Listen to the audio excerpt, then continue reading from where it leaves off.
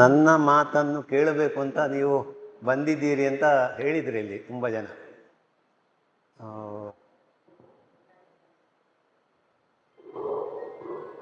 ನಾನು ಸಹ ನಿಮ್ಮ ಹಾಗೆ ಒಬ್ಬ ಸಾಮಾನ್ಯ ಕೃಷಿಕ. ನಂದಲ್ಲಿ ದೊಡ್ಡ ಏನು ದೊಡ್ಡ ಕುಂಬಳಕಾಯಿ ಅಲ್ಲ ನಾನು ಸಹ. ನಿಮಗೆ ಏನು ಕ್ವಶನ್ ಉಂಟು ಅದನ್ನೆಲ್ಲ ಲಾಸ್ಟಿಗೆ ಕೇಳಿ, ಯಾವುದೇ ಸಂಶಯಗಳನ್ನು ಇಟ್ಟುಕೊಳ್ಬೇಡಿ.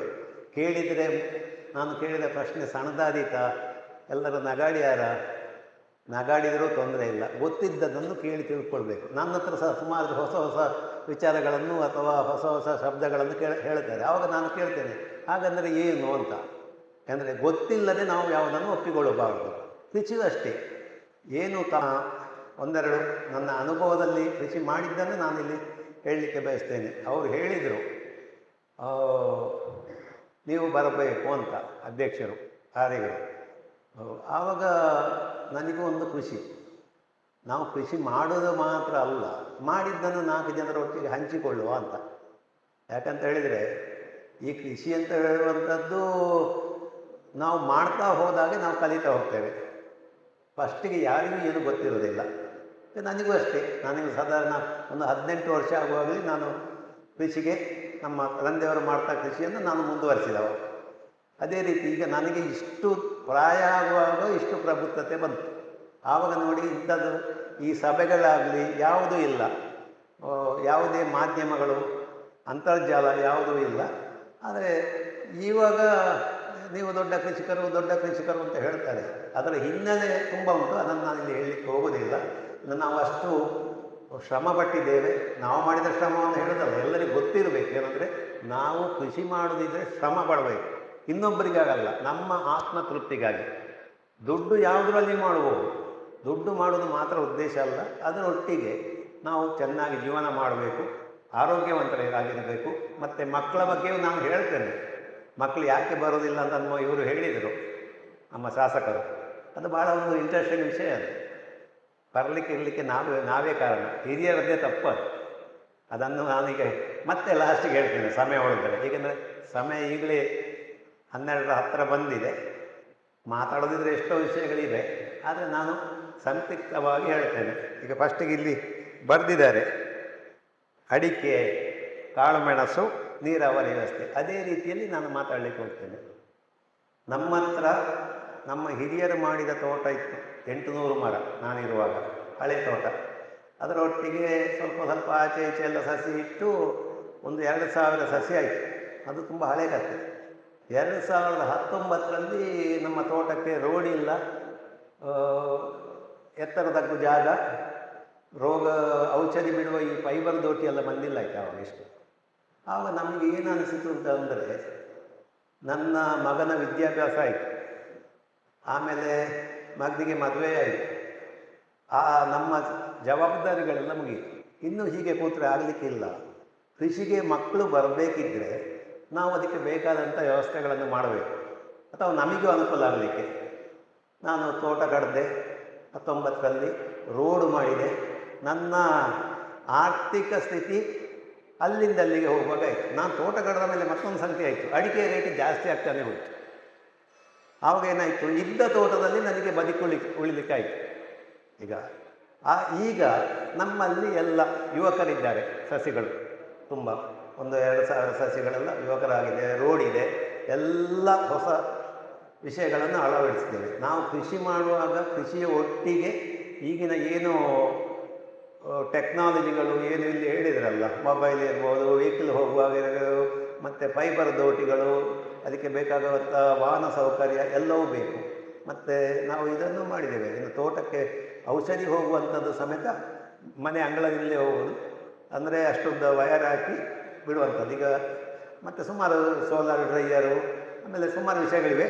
ಈ ಅಡಿಕೆ ಬಗ್ಗೆ ನಾನು ಹೇಳ್ತೇನೆ. 2019ರಲ್ಲಿ ನಾಟಿ ಮಾಡಿದ ಅಡಿಕೆಗೆ ಈಗ 20 ಅಂದರೆ 26, 6-7 ವರ್ಷ ಆಯಿತು.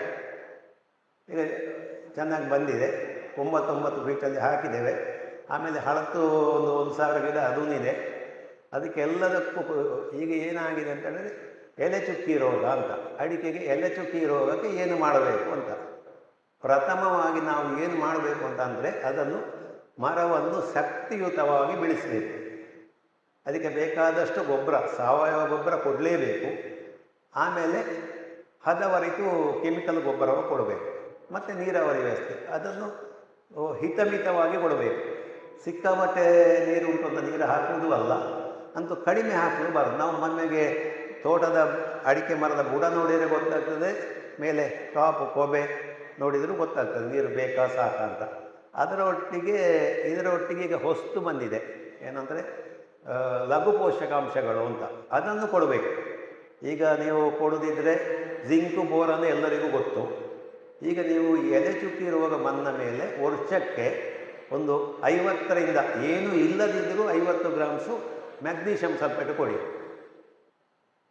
ಅದಕ್ಕೆ ಕೆ ಜಿಗೆ 18ರಿಂದ 20 ರೂಪಾಯಿ ಇದೆ. 50 ಗ್ರಾಮ್ಸ್ ಕೊಟ್ಟರೆ ಅದು ಯಾವಾಗ ಮಳೆ ಎಲ್ಲ ಬಿಟ್ಟಾದ ಮೇಲೆ, ಸಾಧಾರಣ ನವಂಬರಲ್ಲಿ ನೀರಾಗಲಿಕ್ಕೆ ಶುರುವಾಗುವ ಅದು ಕೊಟ್ಟು ನೀವು ಒಂದು ಸ್ವಲ್ಪ ನೀರಾವರಿ ಕೊಟ್ಟು ಆಮೇಲೆ 1 ವಾರ ನೀರು ಕೊಡಬೇಡಿ. ಯಾಕಂತೇಳಿದ್ರೆ ಅದು ಅಬ್ಸಾರ್ಬ್ ಆಗಲಿ ರೂಟಿನ ಮುಖಾಂತರ ಅಂತ.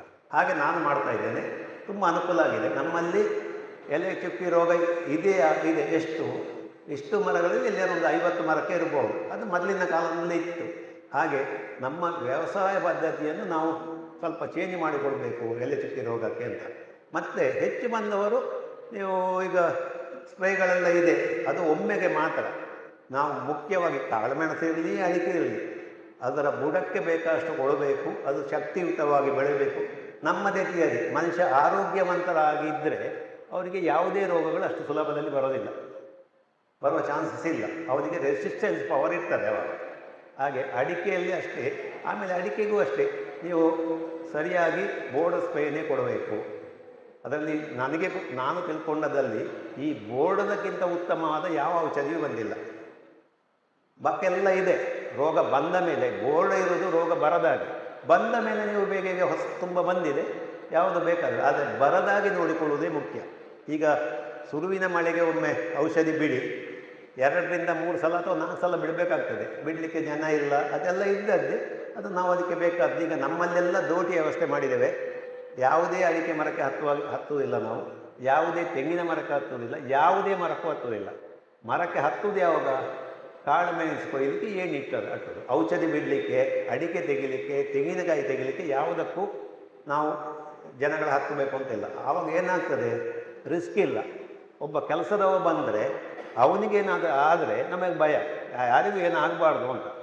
ಆಮೇಲೆ ಪ್ರತಿ ಮರಕ್ಕೂ ನಾವು ಕಾಳುಮೆಣಸು ನಾಟಿ ಮಾಡಿದ್ದೇವೆ, ಆಗ್ತದೆ. ಈ ದೋಟಿಗಳು ಇದೆಲ್ಲ ಬಂದ ಕಾರಣ ನಮಗೆ ಕೃಷಿ ತುಂಬ ಅನುಕೂಲ ಆಗಿದೆ. ಈಗ ಇದೆಲ್ಲ ಬೇಕು ಅಂದರೆ ಇದೆಲ್ಲ ಹೆಚ್ಚಿನವರಿಗೆ ಅದರ ಮಾಹಿತಿ ಇಲ್ಲ. ಮರ ಹತ್ತಲಿಕ್ಕೆ 2 ಮರಕ್ಕೊಮ್ಮೆ ಕಾಳುಮೆಣಸು ಬಿಡಬೇಕು. ಈಗ ನಮಗೆ ಪ್ರತಿ ಮರದಲ್ಲಿಯೂ ಡಬಲ್ ಇನ್ಕಮ್, ಕಾಳುಮೆಣಸು ಮತ್ತು ಅಡಿಕೆ.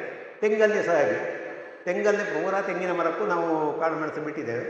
ಎಲ್ಲದರಲ್ಲಿಯೂ ಮೆಣಸು ಇದೆ, ತೆಂಗಿನಕಾಯಿ ಇದೆ. ತೆಂಗಿನಕಾಯಿ ಹೇಗೆ ಕೊಯ್ತೀರಿ ಅಂತ. ನಾವು ತೆಂಗಿನಕಾಯಿ ಕೊಯ್ಯದಿದ್ದರೂ ಪರವಾಗಿಲ್ಲ ಅಂತ ಇದ್ದೆವು. ಈಗ ತೆಂಗಿನಕಾಯಿ ಕೊಯ್ಯಲಿಕ್ಕೂ ದೋಟಿಯವರು ಬರ್ತಾರೆ. ಕೆಳಗಿಲ್ಲೇ ಕೊಯ್ಯೋದು, ಸ್ವಲ್ಪ ಹೆಲ್ಮೆಟ್ ಎಲ್ಲ ಹಾಕ್ಕೊಳ್ಬೇಕು ಅವರು, ಯಾಕೆಂದರೆ ರಿಸ್ಕ್ ತಲೆಗೆ ಬೀಳಬಾರ್ದು ಅಂತ. ಚೆನ್ನಾಗಿ ಆಗ್ತದೆ. ಹಾಗೆ ಅಡಿಕೆ ಬಗ್ಗೆ ಇಷ್ಟೇ ಹೇಳ್ತೇನೆ ನಾನೀಗ. ಸರಿಯಾಗಿ ಬುಡಕ್ಕೆ ಕೊಡಿ, ಸರಿಯಾಗಿ ವ್ಯವಸ್ಥೆ ಮಾಡಿಕೊಳ್ಳಿ. ಮತ್ತು ಈ ರೋಗ ಬರುವುದಕ್ಕಿಂತ ಮೊದಲೇ ನಾವು ಹೇಳ್ತೇವೆ, ವರ್ಷವು ನಮ್ಮದೊಂದು ಇದು ಪಾಡಿದೆ. ವರ್ಷದ ತುಳುವಲ್ಲಿ ವರ್ಷಗಳು ನಾವು ನಮ್ಮಲ್ಲಿರುವ ಭೂತಕೋಲ, ತಂಬಿಲ, ನೇಮಲ ಹೇಗೆ ಮಾಡ್ತೇವೋ ಅದೇ ರೀತಿ ಅಡಿಕೆ ಮರಕ್ಕೂ ಹಾಗೆ. ಆ ಸಮಯಕ್ಕೆ ಒಂದು 10 ದಿವಸ ಹೆಚ್ಚು ಆದರೆ ಏನೂ ಆಗೋದಿಲ್ಲ, ಆದರೆ ಮಾಡಲೇಬೇಕು. ರೋಗ ಬರಲಿಕ್ಕಿಲ್ಲ ಅಂತ ಹೇಳುವ ನಂಬಿಕೆ ಇದೇ ಇಟ್ಟುಕೊಳ್ಬಾರ್ದು. ಬರುತ್ತದೆ ಅಂತ ಗ್ರಹಿಸಿಕೊಂಡೇ ಮಾಡುವ ಎಲ್ಲರಿಗೂ ಹಾಗೆ. ಆಮೇಲೆ ಮತ್ತೊಂದು ವಿಚಾರ, ನನ್ನಲ್ಲಿ ಅದನ್ನು ಹೇಳ್ತೇನೆ. ನನ್ನ ಸಸಿಗಳಲ್ಲಿ ಕಳೆದ ವರ್ಷ ತುಂಬ ಡೈಬ್ಯಾಕ್ ಇತ್ತು. ಡೈಬ್ಯಾಕ್ ಅಂದರೆ ಸಿಂಗಾರ ಒಣಗುವುದು. ಅದು ಸಣ್ಣ ಪ್ರಾಯದ ಸಸಿಗಳು ಅಂತ ನಾನು ಏನು ಮಾಡಲಿಲ್ಲ. ಒಂದು 6 ವರ್ಷ ಆಯ್ತು ಸರಿ ಆಗುವಂತ. ಈ ವರ್ಷ ಹೀಗೆ ವಿಚಾರ ಮಾಡ್ತಾ ನನಗೆ ಅನಿಸಿತು ಅದು ಫಂಗಿಸೈಡ್ ಬಿಟ್ಟರೆ ಕಡಿಮೆ ಆಗ್ತದೆ. ಹಾಗೆ ಪ್ರತಿ ತಿಂಗಳು ಸಹ ನಾನು ಈ ವರ್ಷ ಫಂಗಿಸೈಡ್ ಬಿಟ್ಟಿದ್ದೇನೆ. ಅದು ಸಹ ಒಂದೇ ಬ್ರ್ಯಾಂಡ್ ಇದಲ್ಲ, ಬೇರೆ ಬೇರೆ ಬ್ರ್ಯಾಂಡ್ ಇದು. ನೀವು ಬಂದಿರುವಾಗ ನೋಡಿರ್ಬೋದು. ಈ ವರ್ಷ ನಮ್ಮಲ್ಲಿ ನಳ್ಳಿ ಉದುರುದಾಗಲಿ ಯಾವುದೂ ಇಲ್ಲ. ಫುಲ್ಲು ಎಲ್ಲ ಇದರಲ್ಲಿಯೂ ಸಾಕಷ್ಟು ಗೊನೆಗಳಿದ್ದಾವೆ, ಚೆನ್ನಾಗಿರ್ತದೆ. ಅಂದರೆ ರೋಗ ಬಂದರೆ ನೀವು ಅದನ್ನು ಬಿಡಬೇಕು ಅಂತ ಹೇಳಿದ್ದೀನಿ ನಾನು, ಬರದಾಗೆ. ನಾನು ಯಾಕೆ ಬಿಟ್ಟದಂದರೆ ಅದರ ಏನು ಡೈಬ್ಯಾಕಿನ ರೋಗದ ಕೀಟಗಳು ಅದರಲ್ಲಿ ಉಳಿದಿರ್ತವೆ. ಅದು ಈಗ ನಾನು ಬರುವ ವರ್ಷ ಬಿಡ್ತೇನೆ ಅಂತ ಹೇಳಿದರೆ ಇಲ್ಲ ಬಹುಶಃ, ಯಾಕಂದರೆ ಅದೀಗ ಸರಿ ಆಗಿದೆ, ಇನ್ನು ಅಗತ್ಯ ಇಲ್ಲ ಅಂತ ಬಿಡ್ತೇನೆ ನೋಡಿಕೊಂಡು. ಮತ್ತು ಒಂದು ಸಿಂಗಾರ ಒಣಗಿತು ಅಂತ ಔಷಧಿ ಬಿಡಬೇಕಾದ್ದಿಲ್ಲ. ಯಾಕಂತ ಹೇಳಿದರೆ ಆ ಮರಕ್ಕೆ ಎಷ್ಟು ಶಕ್ತಿ ಉಂಟೋ ಅಷ್ಟು ಬೆಳೆ ಕೊಟ್ಟೇ ಕೊಡ್ತದೆ.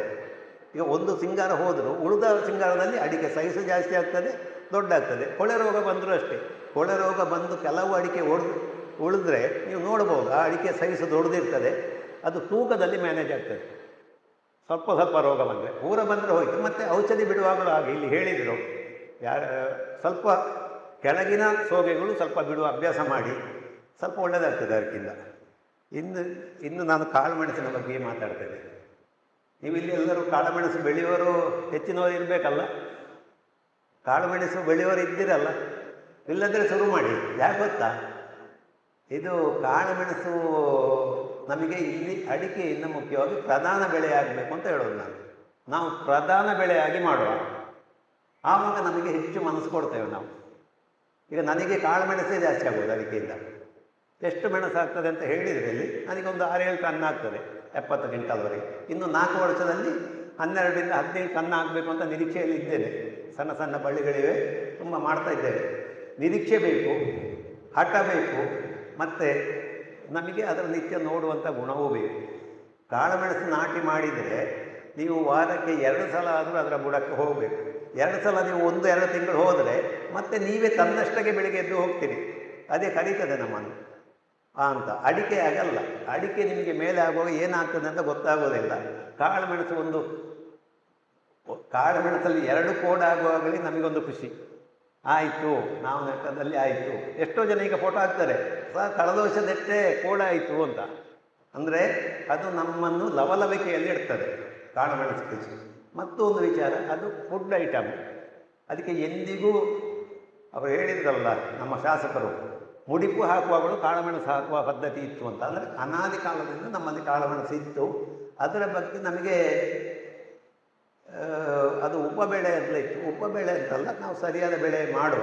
ಯಾಕೆಂತಂದ್ರೆ ಮಾಡುವ ಅಂತ ಹೇಳೋದು ನಾನು ಯಾಕೆ ಹೇಳೋದು ಅಂತ, ಮಾಡಿ ಅನುಭವದಲ್ಲಿ ಹೇಳೋದು ಸಕ್ಸಸ್ ಆಗಿಯೇ ಆಗ್ತೀರಿ. ನಮಗೆ ಯಾವುದೇ ಕೆಲಸ ಮಾಡಬೇಕಿದ್ದರೂ ನಾನು ಮಾಡ್ತೇನೆ, ಆಗ್ತೇನೆ ಅಂತ ಹೇಳಿರಬೇಕು. ಆಗುವುದಿಲ್ಲ ಅಂತ ಶಬ್ದವೇ ಬರಬಾರ್ದು. ನಾನೇ ಎಷ್ಟೋ ಸಲ ಅಂದ್ಕೊಂಡಿದ್ದೆ, ಕಾಳುಮೆಣಸು ನೆಟ್ಟು ನಮ್ಮಲ್ಲಿ ರೋಗ ಬಂದು ಹೋಯಿತು, ಇದೆಲ್ಲ ಆಗಿತ್ತು, ಇದು ಬೇಡ ಅಂತ ಬಿಟ್ಟು ಸಹ ಇದ್ದೆ ಒಂದು 7-8 ವರ್ಷ. ಆದರೆ ಈಗ ವಿಷಯಗಳು ಬದಲಾಗಿದೆ. ಸುಮಾರು ಹೊಸ ಹೊಸ ಔಷಧಿಗಳು ಬಂದಿದೆ, ರೋಗ ಬರದ ಹಾಗೆ, ಬಂದರೆ ಕಂಟ್ರೋಲ್ ಮಾಡುವಾಗ ಎಲ್ಲ ಇದೆ.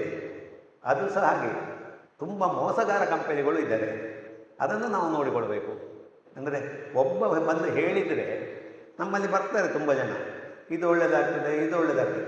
ಸರಿ ಮಾರ್ರೆ, ಸ್ವಲ್ಪ ಕೊಡಿ ನೋಡುವ, ಒಂದು ಸ್ವಲ್ಪ ಹಾಕಿ ನೋಡಿ, ಮತ್ತೆ ನಮ್ಮ ಅನುಭವದಲ್ಲಿ ನಮಗೆ ಖುಷಿ ಕಂಡ್ರೆ ಮಾತ್ರ ಹಾಕಬೇಕು. ಸಾವಯವ ಗೊಬ್ಬರ ಇರ್ಬೋದು, ಅಥವಾ ಈ ಹೊಸ ಹೊಸ ನ್ಯೂಟ್ರಿಯೆಂಟ್ಗಳು ಎಂಥದ್ದೆಲ್ಲ ಬಂದಿದೆ. ನಾವು ಎಲ್ಲ ಕೇಳಿದರೆ ನಮಗೆ ಅವರು ಹೇಳಿದ್ದನ್ನೆಲ್ಲ ನಾವು ಮಾಡಿದರೆ ನಮಗೆ ಕಾಳುಮೆಣಸಲ್ಲಿ ಬಂದದ್ದು ಸಾಕಾಗಲಿಕ್ಕಿಲ್ಲ. ಅಂದರೆ ಅಷ್ಟು ಖರ್ಚು ಮಾಡ್ತಾರೆ, ಖರ್ಚು ಮಾಡ್ತಾರಲ್ಲ ನಮ್ಮ ಹತ್ರ ಮಾಡಿಸ್ತಾರೆ. ಹಾಗೆ ಇದು ಕಾಳುಮೆಣಸಿಂದ ನಾನು ನಾಟಿ ಮಾಡುವಲ್ಲಿಂದಲೇ ಹೇಳಲ್ಲ, ಇಷ್ಟವರೆಗೆ ಸುಮ್ಮನೆ ರಾಮಾಯಣ ಆಯಿತು, ಆದರೆ ಇರಲಿ ಬೇಕಾಗ್ತದೆ. ಕಾಳುಮೆಣಸನ್ನು 3 ವಿಧದಲ್ಲಿ ನಾಟಿ ಮಾಡಲಿಕ್ಕಾಗ್ತದೆ.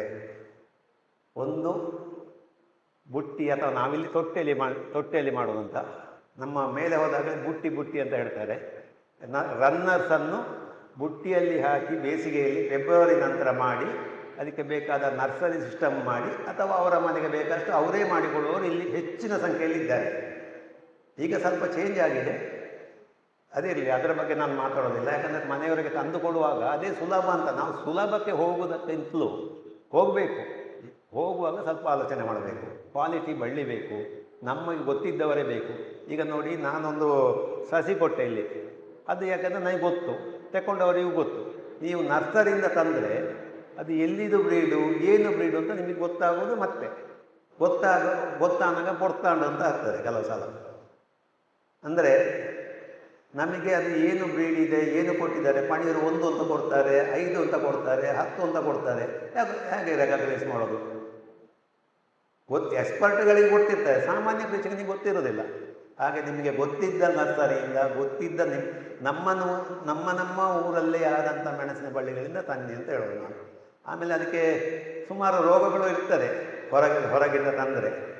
ಈ ಮೂಡುಗೆರೆ ಸೈಡಲ್ಲೆಲ್ಲ ಹಳದಿ ಇದು ವೈರಸ್ ಬಂದಿದೆ, ನಿಮಗೆ ಕಷ್ಟಿಗೆ ಗೊತ್ತಾಗೋದಿಲ್ಲ. ನೀವು ನಾಟಿ ಮಾಡಿ 3 ವರ್ಷ ಆದ ಮೇಲೆ ಗೊತ್ತಾಗೋದು. ಆವಾಗೇನಾಯಿತು, ನಾವು ಅಷ್ಟು ಸಮಯ, ಶ್ರಮ, ದುಡ್ಡು ಎಲ್ಲವೂ ವೇಸ್ಟ್ ಆಯಿತು. ಸ್ವಲ್ಪ ಸಮಾಧಾನದಲ್ಲಿ ಈ ವರ್ಷ ನಿಮಗೆ 500 ನಡೀಬೇಕು ಅಂತ ಇದ್ದರೆ ನಿಮಗೆ ಬಳ್ಳಿ ಸಿಗಲಿಲ್ಲ ಅಂತ ಸಿಕ್ಕಿದಲ್ಲಿಂದ ತಂದು ನಾಟಿ ಮಾಡೋದಲ್ಲ, ಗೊತ್ತಿದ್ದಲ್ಲೇ ತಂದು ನಾಟಿ ಮಾಡಿ. ಹಾಗೆ 3 ವಿಧದಲ್ಲಿ ನಾಟಿ ಮಾಡಲಿಕ್ಕಾಗ್ತದೆ. ಒಂದು ತೊಟ್ಟೆಯಲ್ಲಿ ಮಾಡಿ, ಮತ್ತೊಂದು ರನ್ನರ್ಸನ್ನೇ ಡೈರೆಕ್ಟ್ ನಾಟಿ ಮಾಡಿ. ಈಗ ನಾವು ನಮ್ಮಲ್ಲಿ ರನ್ನರ್ಸನ್ನೇ ಡೈರೆಕ್ಟ್ ನಾಟಿ ಮಾಡೋದು. ಒಂದು ರನ್ನರ್ಸ್ ಅಂದರೆ ಮರದ ಬುಡದಿಂದ ನೆಲದಲ್ಲಿ ಹರಿದು ಹೋಗುವಂಥ ಬಳ್ಳಿ. ಅದು ಸಾಧಾರಣ ನಾವು ಅದನ್ನು ಹೇಳಿಬಿಡ್ತೇನೆ ನಾನು. ಸಾಧಾರಣ ಒಂದು ಅರ್ಧ ಮೀಟರ್ನಷ್ಟು ಉದ್ದಕ್ಕೆ ಕಟ್ ಮಾಡಿ, ಒಂದು ಮರದ ಬುಡಕ್ಕೆ, ಅಡಿಕೆ ಮರದ ಬುಡಕ್ಕೆ 3 ಗಂಟ 4 ಗಂಟನ್ನು ಅದರ ಎಲೆಗಳನ್ನೆಲ್ಲ ತೆಗೆದು ನೆಲದಿಂದ ಒಂದು 4 ಇಂಚು ಮೇಲೆ, ಅಂದರೆ ನೆಲದಿಂದ 4 ಇಂಚಿನ ಒಳಗೆ ಮಣ್ಣಿನಲ್ಲಿ ಆ ಮಣ್ಣನ್ನು ಸಹ ಹಾಗೆ ಅದನ್ನು ಏರಿಸಬೇಕು. ಈಗ ಅಡಿಕೆ ಮರದ ಬುಡ ಒಂದು ಕೆಲವು ಹೆಚ್ಚಿನ ಕಡೆಯಲ್ಲಿ ಹೊಂಡ ಉಂಟು, ನಮ್ಮಲ್ಲಿ ಉಂಟು. ಈಗ ನಮ್ಮಲ್ಲಿ ಅದು ವಿಶೇಷ ಸಂಗತಿ ಉಂಟು, ನಮ್ಮಲ್ಲಿ ನೀರು ನಿಲ್ಲದ ಜಾಗೆಯಲ್ಲಿ ಹೈಟ್ ಇದ್ದಾಗ. ನೀರೋದಿಲ್ಲದ ಜಾಗೆಯಲ್ಲಿ ಆದರೆ ಸ್ವಲ್ಪ ಮಣ್ಣನ್ನು ಬುಡ ಏರು ಮಾಡಿ ಅಂತ, ಏರು ಮಾಡಿದರೆ ಇಡೀ ಅಡಿಕೆ ಮರದ ಬುಡದ್ದು ಮಾಡಬೇಕು ಅಂತಿಲ್ಲ. ಎಲ್ಲಿ ನೀವು ಇದು ಅಡಿಕೆ ಮರ ಅಂತಂದರೆ ಒಂದು 1/3 ಒಂದು ಅಂಶ ಮಾಡಿದರೂ ಸಾಕು. ಸ್ವಲ್ಪ ಎಂಥದ್ದು ದೂಪೆ ಕೂಡುದೆ ಅಂತ ಹೇಳ್ತೇವೆ ತುಳುವಲ್ಲಿ, ಅಥವಾ ಪಿರಮಿಡ್ ಇದರಲ್ಲಿ ಹಾಗೆ ಮಾಡಿ ಅದರಲ್ಲಿ ಒಂದು 4 ಇಂಚಿನ ಒಳಗೆ 3 ರಿಂದ 4 ಗಂಟನ್ನು ಎಲೆ ತೆಗೆದು ನಿಮಗೆ ಬೇಕು ಅಂತ ಹೇಳಿದರೆ ಫಂಗಿಸೈಡಲ್ಲಿ ಅದ್ದಿ.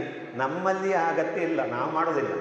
ಅದು ಎಲ್ಲಿ ಅಂತ ಹೇಳಿದರೆ ಕೋಲ್ಡ್ ಏರಿಯಾದಲ್ಲಿ, ಘಟ್ಟದ ಮೇಲೆಲ್ಲ ಇದಿಲ್ಲ, ಅಂಥದ್ದು ಮಾಯಿಶ್ಚರ್ ಬಿಸಿ ಇಲ್ಲ, ಅಲ್ಲೆಲ್ಲ ಮಾಡಬಹುದು, ಮಾಡಲೇಬೇಕು. ಹಾಗೆ ಮಾಡಿ ನಾಟಿ ಮಾಡಿ ಬಾಕಿ ಅರ್ಧ ಮೀಟರಲ್ಲಿ ಎಷ್ಟು ಉಳಿತದೆ ಅದನ್ನು ಅಡಿಕೆ ಮರಕ್ಕೆ ಬುಡದಿಂದಲೇ ನಾಟಿ ಮಾಡಬೇಕು. ಅಂದರೆ ಮರದ ಹತ್ತಿರದಲ್ಲೇ, ದೂರದಿಂದ ಮಾಡಬೇಡಿ. ದೂರದಿಂದ ಮಾಡಿದರೆ ಸೋಗೆ ಬಿದ್ದರೆ ತುಂಡಾಗ್ತದೆ, ಅಥವಾ ಈ ಕಾಡು ಹಂದಿಗಳು ಏನಾದರೂ ಹೋಗುವಾಗ ಅದನ್ನು ಕಟ್ ಮಾಡ್ತವೆ. ಆಮೇಲೆ ಕಟ್ಟ ಹಾಕುವುದು ಸಮೇತ ಹಾಗೆ. ನೀವು ಹಾಳೆಯಿಂದ ಅಥವಾ ಸಿಂಗಾರದ ಇದರಿಂದ ಎಲ್ಲ ಹಾಕಬಾರ್ದು, ಅದರಲ್ಲಿ ಫಂಗಸ್ ಬರ್ತದೆ. ನೀವು ಪ್ಲಾಸ್ಟಿಕ್ ಹಗ್ಗದಲ್ಲೇ ಕಟ್ಟಿ, ಮತ್ತು ಇದರಿಂದ ಕೋಪೆ ಹುರಿ ಹಗ್ಗದಿಂದ ಕಟ್ಟಬೇಡಿ, ಅದರಲ್ಲಿ ನೀರು ನಿಲ್ತದೆ. ಅದು ನಿಮಗೊಂದು ನೀರು ನಿಂತರೆ ಏನಿದ್ರು 2 ತಿಂಗಳಲ್ಲಿ ಹೋಗ್ತದೆ. ನಾವು ಈಗ ಒಂದು 15 ವರ್ಷದಿಂದ ಇದು ಪ್ಲಾಸ್ಟಿಕ್ ಹಗ್ಗದಲ್ಲೇ ಕಟ್ಟೋದು. ಆಮೇಲೆ ಅದು ಸ್ವಲ್ಪ ಟೈಟ್ ಆಗ್ತದೆ ಕೆಲವು ಸಮಯ ಹೋದ ಮೇಲೆ. ಒಂದು 2 ವರ್ಷ 4 ವರ್ಷ ಹೋದ ಮೇಲೆ ಕಟ್ ಮಾಡಿ ತೆಗೀರಿ. ಕಟ್ ಮಾಡಿ ತೋಟದಲ್ಲಿ ಬಿಡಬೇಡಿ. ಪ್ಲಾಸ್ಟಿಕ್ಕನ್ನು ಯಾವುದೇ ಕಾರಣಕ್ಕೂ ತೋಟದಲ್ಲಿ ಇದು ಮಾಡಲಿಕ್ಕೆ ಬಿಡಬೇಡಿ. ನಾವು ಈ ವರ್ಷ ಒಂದು 7 ಜನ 1 ವಾರ ಇಷ್ಟೇ ಎತ್ತರಕ್ಕೆ ಕಟ್ಟಿದ್ದನ್ನು ಪೂರ ತೆಗೆದಿದ್ದೇವೆ. ಕಟ್ಟೋದು ಸಹ ಹಾಗೆ, ಪ್ರತಿಯೊಂದು ಫೀಟಿಗೆ ಒಂದು ಕಟ್ಟ ಹಾಕಬೇಕು. ಅಡಿಕೆ ಮರಕ್ಕೆ ರಬ್ಬರಿಗಾದರೆ ಅಷ್ಟು ಕಟ್ಟಬೇಕು ಅಂತಲೇ ಇಲ್ಲ, ತೆಂಗಿಗೂ ಅಷ್ಟು ಕಟ್ಟಬೇಕು ಅಂತಿಲ್ಲ. ಅಡಿಕೆ ಸಸಿಗಳಲ್ಲಿ ಅಂತೂ ಜಾರ್ತದೆ ಅದು. ಮತ್ತು ನೀವು ಸರಿಯಾಗಿ ಕಟ್ಟದಿದ್ದರೆ ಈ ಸುರುವಿನ ಗಾಳಿ ಮಳೆಗೆಲ್ಲ ಮೊಗಚುತ್ತದೆ. ನೀವು ಮೊಗಚಿದರೆ ಮತ್ತೆ ಕಟ್ಟಲಿಕ್ಕೆ ಮತ್ತೆ ಜಾಸ್ತಿ ಕಷ್ಟ. ಅದಕ್ಕೆ ಆ ಕಟ್ಟುವುದೇ ಒಂದು ನಮಗೆ ಸುಮಾರು ಕೆಲಸ ಆಗ್ತದೆ. ಅದೇ ಹೆಚ್ಚು ವರ್ಷ ಇಲ್ಲ, ಒಂದು 6-7 ವರ್ಷ ಕಟ್ಟಬೇಕಾಗಿತ್ತು, ಮತ್ತೆ ಅದರ ಗ್ರೋತು ಕಮ್ಮಿ ಆಗ್ತದೆ. ಹಾಗೆ ರನ್ನರ್ಸ್ ಇದು ಹೇಳಿದೆ ನಾನು. ಈಗ ಡೈರೆಕ್ಟ್ ಮತ್ತೊಂದು ವಿಚಾರ ಇದೆ, ಅದು ಟಾಪ್ ಶೂಟ್ ಅಂತ. ನಿಮಗೆ ಟಾಪ್ ಶೂಟಿನ ಬಗ್ಗೆ ಗೊತ್ತಾ? ಹಬ್ಬು ಬಳ್ಳಿ ಅಂತ, ಮರದಲ್ಲಿ ಕಚ್ಚಿಕೊಂಡು ಹೋಗುವಂಥ, ಇದು ಮರ ಇದ್ದರೆ ಮೇಲೆ ಮೇಲೆ ಹೋಗುವಂಥ ಬಳ್ಳಿ. ಅದನ್ನು ಕಟ್ ಮಾಡಿ ಅವರವ್ರದ್ದೇ ಮನೆಯಿಂದ ಮಾಡಬೇಕು. ಅದು ನಿಮಗೆ ಜೀವ ಬಡಿಸಿದ ಬಳ್ಳಿ ಅಲ್ಲ, ಈ ರನ್ನರ್ಸು ಅಲ್ಲ. ಇದು ಮೇಲೆ ಇದ್ದದ್ದು ಭಾಳ ಎಳತ್ತಾಗಿರ್ತದೆ, ಸಾಫ್ಟಾಗಿ, ಅಂದರೆ ಅದು ತುದಿ ಬಳ್ಳಿ. ಅದನ್ನು ಒಂದು ಅರ್ಧ ಮೀಟರ್ನಿಂದ 3/4 ಮೀಟರ್ನಷ್ಟು ತೆಗೆದು ಅದನ್ನು ಸಹ ಇದೇ ರೀತಿ ನಾಟಿ ಮಾಡಬೇಕು. ನಾನು ಈಗ ಹೇಳಿದಾಗೆ 3 ರಿಂದ 4 ಗಂಟೆ ಒಳಗೆ ಕಟ್ಟಿ ಅಲ್ಲ. ಅದರ ವಿಷಯವೇ ಬೇರೆ. ಟಾಪ್ ಶೂಟ್ ಅಂದರೆ ಯಾವಾಗಲೂ ಟಾಪೇ. ಅದು ಏನಾಗ್ತದೆ ಅಂತ ಹೇಳಿದರೆ, ನೀವು ನಾಟಿ ಮಾಡುವಾಗಲೇ ಅದರಲ್ಲಿ ಸೈಡ್ ಬ್ರಾಂಚಸ್ ಇರ್ತದೆ. ಟಾಪ್ ಶೂಟ್ ಯಾವುದು ಅಂತ ಕೇಳ್ತಾರೆ ಕೆಲವರು. ಟಾಪ್ ಶೂಟ್ ಯಾವಾಗ ಆಗ್ತದೆ ಅಂತ ಅಂದರೆ, ನೀವು ಸಸಿ ನೆಟ್ಟದ್ದಲ್ಲಿ ಇದು ಬೆಳೆ ಬರುವಂಥ ಸೈಡ್ ಬ್ರಾಂಚ್, ಈಲ್ಡಿಂಗ್ ಬ್ರಾಂಚ್ ಬಂದ ಮೇಲೆ ಹೋಗುವಂಥದ್ದು ಮಾತ್ರ ಟಾಪ್ ಶೂಟ್. ಅದಕ್ಕಿಂತ ಮೊದಲೇ ಯಾವುದು ಟಾಪ್ ಶೂಟ್ ಅಂತ ಕಂಡ ನಿಮಗೆ ಅದನ್ನು ಮೊದಲೇ ಕಟ್ ಮಾಡಿದರೆ ಅದು ರನ್ನರ್ಸೇ, ಏನು ವ್ಯತ್ಯಾಸ ಇಲ್ಲ. ಟಾಪ್ ಶೂಟ್ ಅಂದರೆ ಅದನ್ನು ನೀವು ನಾಟಿ ಮಾಡಿದರೆ, ಈಗ ನಮ್ಮಲ್ಲಿ ನೋಡಿರ್ಬೋದು, ನಾನು ಇಲ್ಲಾಯಿತು ಮನೆ ಇವರು ಬರುವಾಗ ನನಗೆ ಅನಿವಾರ್ಯ ಕಾರಣಗಳಿಂದ ಇರಲಿಕ್ಕೆ ಆಗಲಿಲ್ಲ. ಇಲ್ಲ ನಾನೆಲ್ಲ ತೋರಿಸ್ತಿದ್ದೆ. ಅದು ಏನಾಗ್ತದೆ ಅಂತ ಹೇಳಿದರೆ ಪ್ರತಿ ಗಂಟಲ್ಲಿಯೂ 2 ಈಲ್ಡಿಂಗ್ ಬ್ರ್ಯಾಂಚ್ ಇರ್ತದೆ, ಹೋಗ್ತಾ ಇರ್ತದೆ. ಅದು ಸಾಧಾರಣ ಇಷ್ಟು ಉದ್ದ ಇರ್ತದೆ. ಕೆಲವು ಒಂದು ಸೈಡ್ ಬ್ರ್ಯಾಂಚಲ್ಲಿ ನಮ್ಮ ಮಾಮೂಲಿದಲ್ಲಿ 5ರಿಂದ 6 ಬರ್ತದೆ, ಇದರಲ್ಲಿ ಒಂದು 25ವರೆಗೂ ಬರ್ತದೆ. ಏನು ಗೆರೆಗಳು ಅದು ಇಷ್ಟು ಅಗಲ ಬರ್ತದೆ. ಒಮ್ಮೆ ಟಾಪ್ ಶೂಟು ನಟ್ಟು ಸಕ್ಸಸ್ ಆದವರು ಎಂದಿಗೂ ರನ್ನರ್ಸನ್ನು ನಡಲಿಕ್ಕಿಲ್ಲ. ಹಾಗಾದರೆ ಟಾಪ್ ಶೂಟ್ ಎಲ್ಲಿ ಸಿಗ್ತದೆ? ನರ್ಸರಿಯಲ್ಲಿ ಸಿಗೋದಿಲ್ಲ. ಈಗ ಅದಕ್ಕೂ ವ್ಯವಸ್ಥೆ ಬಂದಿದೆ. ರೂಟಿಂಗ್ ಬಾಲ್ ಅಂತ ಬಂದಿದೆ. ನಿಮ್ಮ ಮರಕ್ಕೆ ಹತ್ತಿಸಿ, ಈಗ ನಮ್ಮಲ್ಲಿ ಏನಾಗಿದೆ ಅಂತೇಳಿ ಸಣ್ಣ ಸಣ್ಣ ಸಸಿಗಳು ಸುಲಭದಲ್ಲಿ ನಮಗೆ ಸಿಕ್ಕಿತು. ನಾನು ಎಕ್ಸ್ಟ್ರಾ ಇದನ್ನು ಸ್ವಲ್ಪ ಸೇಲು ಮಾಡಿದ್ದೆ. ಹಾಗೆ ಈಗ ಟಾಪ್ ಶೂಟ್ ಇದರಲ್ಲಿ ಯಾವುದರಲ್ಲಿ ರೂಟಿಂಗ್ ಬಾಲ್ ಅಂತ 2 ಇಂಚಿದು 3 ಇಂಚಿದೆಲ್ಲ ಸಿಗ್ತದೆ, ಗೊತ್ತಿರಲಿಕ್ಕೂ ಸಾಕು ಹೆಚ್ಚಿನವರಿಗೆ. ಅದರಲ್ಲಿ ಕಟ್ಟಿ ಅಲ್ಲಿ ಬೇರೆ ಬರಿಸಬೇಕು. ಬೇರೆ ಬರಿಸುವ ಟೈಮು ಮುಖ್ಯ. ನಾನು ಹೇಳೋದು ಮಳೆ ಈಗ ಸುರುವಿನ ಮಳೆ ಬಿಟ್ಟು ಕೂಡಲೇ ಕಟ್ಟಬೇಕಲ್ಲ. ಈಗ ಕಟ್ಟಿದರೆ ಅದೊಂದು 6 ವಾರದಲ್ಲಿ ಅದಕ್ಕೆ ಬೇರು ಬರ್ತದೆ. ನಾನು ಮೊದಲೇ ಕಟ್ಟಿದ್ದೆ, ನಾನು ಸೋತಿದ್ದೆ ಅದರಲ್ಲಿ. ನಾನು ಡಿಸೆಂಬರಲ್ಲೇ ಕಟ್ಟಿದ್ದೆ. ಒಂದು ಅದಕ್ಕೆ ಮಳೆ ನೀರು ಬೇಕು, ನೀರಿನ ಪಸೆ ಬೇಕು. ಮತ್ತೇನಾಯಿತು, ನಾವು ಅದಕ್ಕೆ ನೀರಾವರಿ ವ್ಯವಸ್ಥೆ ಎಲ್ಲ ಮಾಡಿದೆವು, ಪೈಪಲ್ಲಿ ಹಿಡಿದು. ಅದೇನಾಯಿತು ಅಂತ ಹೇಳಿದರೆ ಈ ಮೇಗೆ ಹಬ್ಬುವಂಥದ್ದು ನಾವು ಕಟ್ಟಿದ ಮೇಲೆ 4 ಫೀಟ್ ಮೇಲೆ ಹೋಯಿತು. ಆವಾಗ ನಮಗೆ ಬಿಡಿಸಿ ತೆಗಿಲಿಕ್ಕೆ ಆಗೋದಿಲ್ಲ. ಅಂದರೆ ನಾವು ಆದಷ್ಟು ನಾಟಿ ಮಾಡುವುದಕ್ಕಿಂತ 1.5ರಿಂದ 2 ತಿಂಗಳ ಮೊದಲೇ ಮಾತ್ರ ಮಾಡಿದರೆ ಸಾಕು. ಹಾಗೆ ಮಾಡಿದರೆ ನಿಮಗೆ 100% ಸಕ್ಸಸ್ ಬರ್ತದೆ. ನಾವು ಹೀಗೆ ಡೈರೆಕ್ಟ್ ಕಟ್ ಮಾಡಿ ನೆಟ್ಟರೆ 60ರಿಂದ 90% ಬರ್ತದೆ. ಮತ್ತೊಂದು ಸಂಗತಿ ಇದೆ, ಅದು ನಾಟಿ ಮಾಡುವಾಗ ನಾವು ನೋಡಿ, ಮೊನ್ನೆ ಮಳೆ ಇತ್ತು, ಇವತ್ತಿಲ್ಲ. ಮಳೆ ಇಲ್ಲದ ದಿವಸಗಳಲ್ಲಿ ನಮ್ಮಲ್ಲಿ ನೀರು ಕೊಡುವಂಥ ವ್ಯವಸ್ಥೆ ಬೇಕು. ಒಂದು ಅದು ಜೀವ ಹಿಡಿಯುವುದು ಯಾವಾಗ? ಜೀವ ಸಾಯದೇ ಇದ್ದರೆ, 3 ವಾರದಲ್ಲಿ ಸಾಯದಿದ್ದರೆ ಅದು ಬದುಕಿತು ಅಂತ ಲೆಕ್ಕ. ಚಿಗುರುವುದಿಲ್ಲ. ಚಿಗುರುವಾಗ 2 ತಿಂಗಳಾಗ್ತದೆ. 2 ತಿಂಗಳಾದ ಮೇಲೆ ಅದು ನಿಮಗೆ ಏನು ಈ ಬೂರು ಬೋಪು ಲೆಕ್ಕ ಹೋಗ್ತದೆ. ಅಷ್ಟು ಫಾಸ್ಟಲ್ಲಿ ಅಷ್ಟು ಚೆಂದ ಹೋಗ್ತದೆ. ಹೆಚ್ಚಿನವರು ಗ್ರಹಿಸಿಕೊಳ್ತಾರೆ, ನಟ್ಟು 2 ತಿಂಗಳಾಯಿತು ಇನ್ನೂ ಚಿಗುರಿಲ್ಲ ಸರ್, ಏನು ಮಾಡಬೇಕು ಅಂತ. ಅದರ ನಾರ್ಮಲ್ ಪ್ರೊಸೀಜರ್. ಯಾರ ಹತ್ರ ಕೇಳಿ, ನಾನು ತುಂಬ ಜನಕ್ಕೆ ಟಾಪ್ ಶೂಟ್ ಕೊಟ್ಟಿದ್ದೇನೆ, ಅವರ ಹತ್ರ ಎಲ್ಲರ ಹತ್ರ ಹೇಳಿದ್ದೇನೆ. ಮತ್ತು ಕ್ವಶ್ಚನ್ ಬಂದಿದೆ, ಈ ವರ್ಷ ಫೋಟೋ ಕಳಿಸ್ತಾರೆ, ಇಷ್ಟೆತ್ತರ ಬಂತು ಅಂತ. ಇಷ್ಟೆತ್ತರ ಬರುವುದು ಮಾತ್ರ ಅಲ್ಲ, ಒಟ್ಟಿಗೆ ಗೆರೆಯೂ ಬರ್ತದೆ. ಅದು ಗೆರೆ ಅಂದರೆ ಹೂಳು. ಹಾಗೆ ಅದು ಇದೆ. ಮತ್ತೊಂದಿದೆ, ಇದು ಯಾವತ್ತೂ ಮಾಡಬಾರ್ದಂಥ ಕೆಲಸ. ಏನು ಅಂತಂದರೆ ಹ್ಯಾಂಗಿಂಗ್ ಶೂಟ್ ಅಂತ ಇದೆ. ಮೇಲಿಂದ ಮರದ ತುದಿಯಿಂದ ಹೋಗಿ ಅಥವಾ ಸೈಡಿಂದ ಹೋಗಿ ಹೀಗೆ ನೇಲ್ತಾ ಇರ್ತದೆ, ಯಾವುದು ಭೂಮಿಯ ಸೈಡಿಗೆ. ಅದನ್ನು ಮಾಡಿದರೆ, ಅದು ನಿಮಗೆ ಎಲ್ಲಿಂದಾರು ಸಿಕ್ಕಿದರೆ ನಿಮಗೆ ನೀವು ಹೋದ್ರಿ. ಯಾಕಂತೇಳಿದ್ರೆ ಅದು ಮರಕ್ಕೆ ಕಚ್ಚುವುದಿಲ್ಲ, ಅದರಲ್ಲಿ ಸೈಡ್ ಬ್ರಾಂಚ್ ಬರೋದಿಲ್ಲ, ಹೀಗೆ ಹೋಗ್ತಾ ಇರ್ತದೆ. ನಮ್ಮ ಎಲೆ ಅಡಿಕೆ ತಿನ್ನುವುದರಲ್ಲಿ ಎಂಥದ್ದು ಕೇರೆಕ್ರಿ ಬೂರು ಅಂತ ಒಂದಿದೆ. ನಾನು ತಿನ್ನುವುದಿಲ್ಲ, ಹೇಳೋದು ಕೇಳಿದ್ದೇನೆ. ಅದರ ರೀತಿ ಅದು ಯಾವ ಉಪಯೋಗಕ್ಕೂ ಬರುವುದಿಲ್ಲ. ಮಾರಿದವರಿಗೆ ದುಡ್ಡಾಗ್ತದೆ, ತೆಕ್ಕೊಂಡವನ ತಲೆಗೆ ಟೋಪಿ ಬಿಡ್ತದೆ. ಆದ ಕಾರಣ ನೀವು ಸಸಿ ತರುವಾಗ ಅತ್ಯಂತ ಜಾಗ್ರತೆ ಮಾಡಬೇಕು. ಇದು ಮೂಲಭೂತವಾಗಿ. ಯಾಕೆಂದರೆ ನಾವು ಒಮ್ಮೆ ಸತಿ ಸಂದು ಸೋತೇವು ಅಂತ ಹೇಳಿದ್ರೆ ನಮಗೆ ಮತ್ತೆ ಆ ಕೃಷಿಯೇ ಬೇಡ ಅಂತ ಆಗ್ತದೆ. ಅದಕ್ಕೆ ಹೇಳಿದೆ, ಅವಸರ ಮಾಡಬಾರ್ದು, ಸ್ವಲ್ಪ ಮೊದಲೇ ಆಲೋಚನೆ ಮಾಡಬೇಕು, ಸ್ವಲ್ಪ ಟೈಮ್ ತಗೊಳ್ಳಬೇಕು ಅಂತ.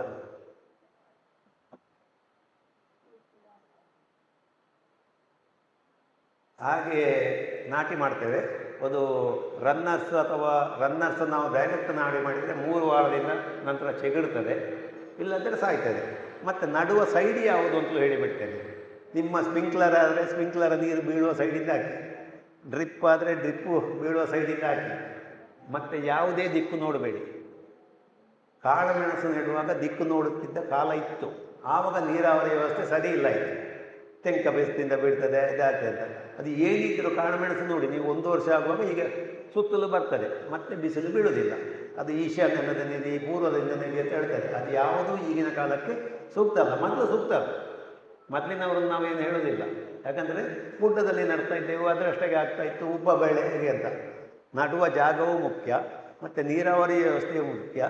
ಡ್ರಿಪ್ ಇದ್ದರೆ ಡ್ರಿಪ್ ಇದ್ದಲ್ಲಿಂದ, ಅಥವಾ ಸ್ಪ್ರಿಂಕ್ಲರ್ ಇದ್ದರೆ ಸ್ಪ್ರಿಂಕ್ಲರ್ನ ಪಾಯಿಂಟಿಂದ ಎಲ್ಲಿಂದ ಹೊಡಿತದ, ಅದಕ್ಕೆ ಎಲೆಗೆ ಹೊಡೆದು ಅದು ಹುಡಿ ಆಗ್ತದೆ ಅಂತ. ಹುಡಿ ಆಗೋದಿಲ್ಲ, ಒಂದು 4 ಎಲೆ ಹುಡಿ ಆದರೂ ಬಳ್ಳಿ ಮೇಲೆ ಹೋಗ್ತದೆ.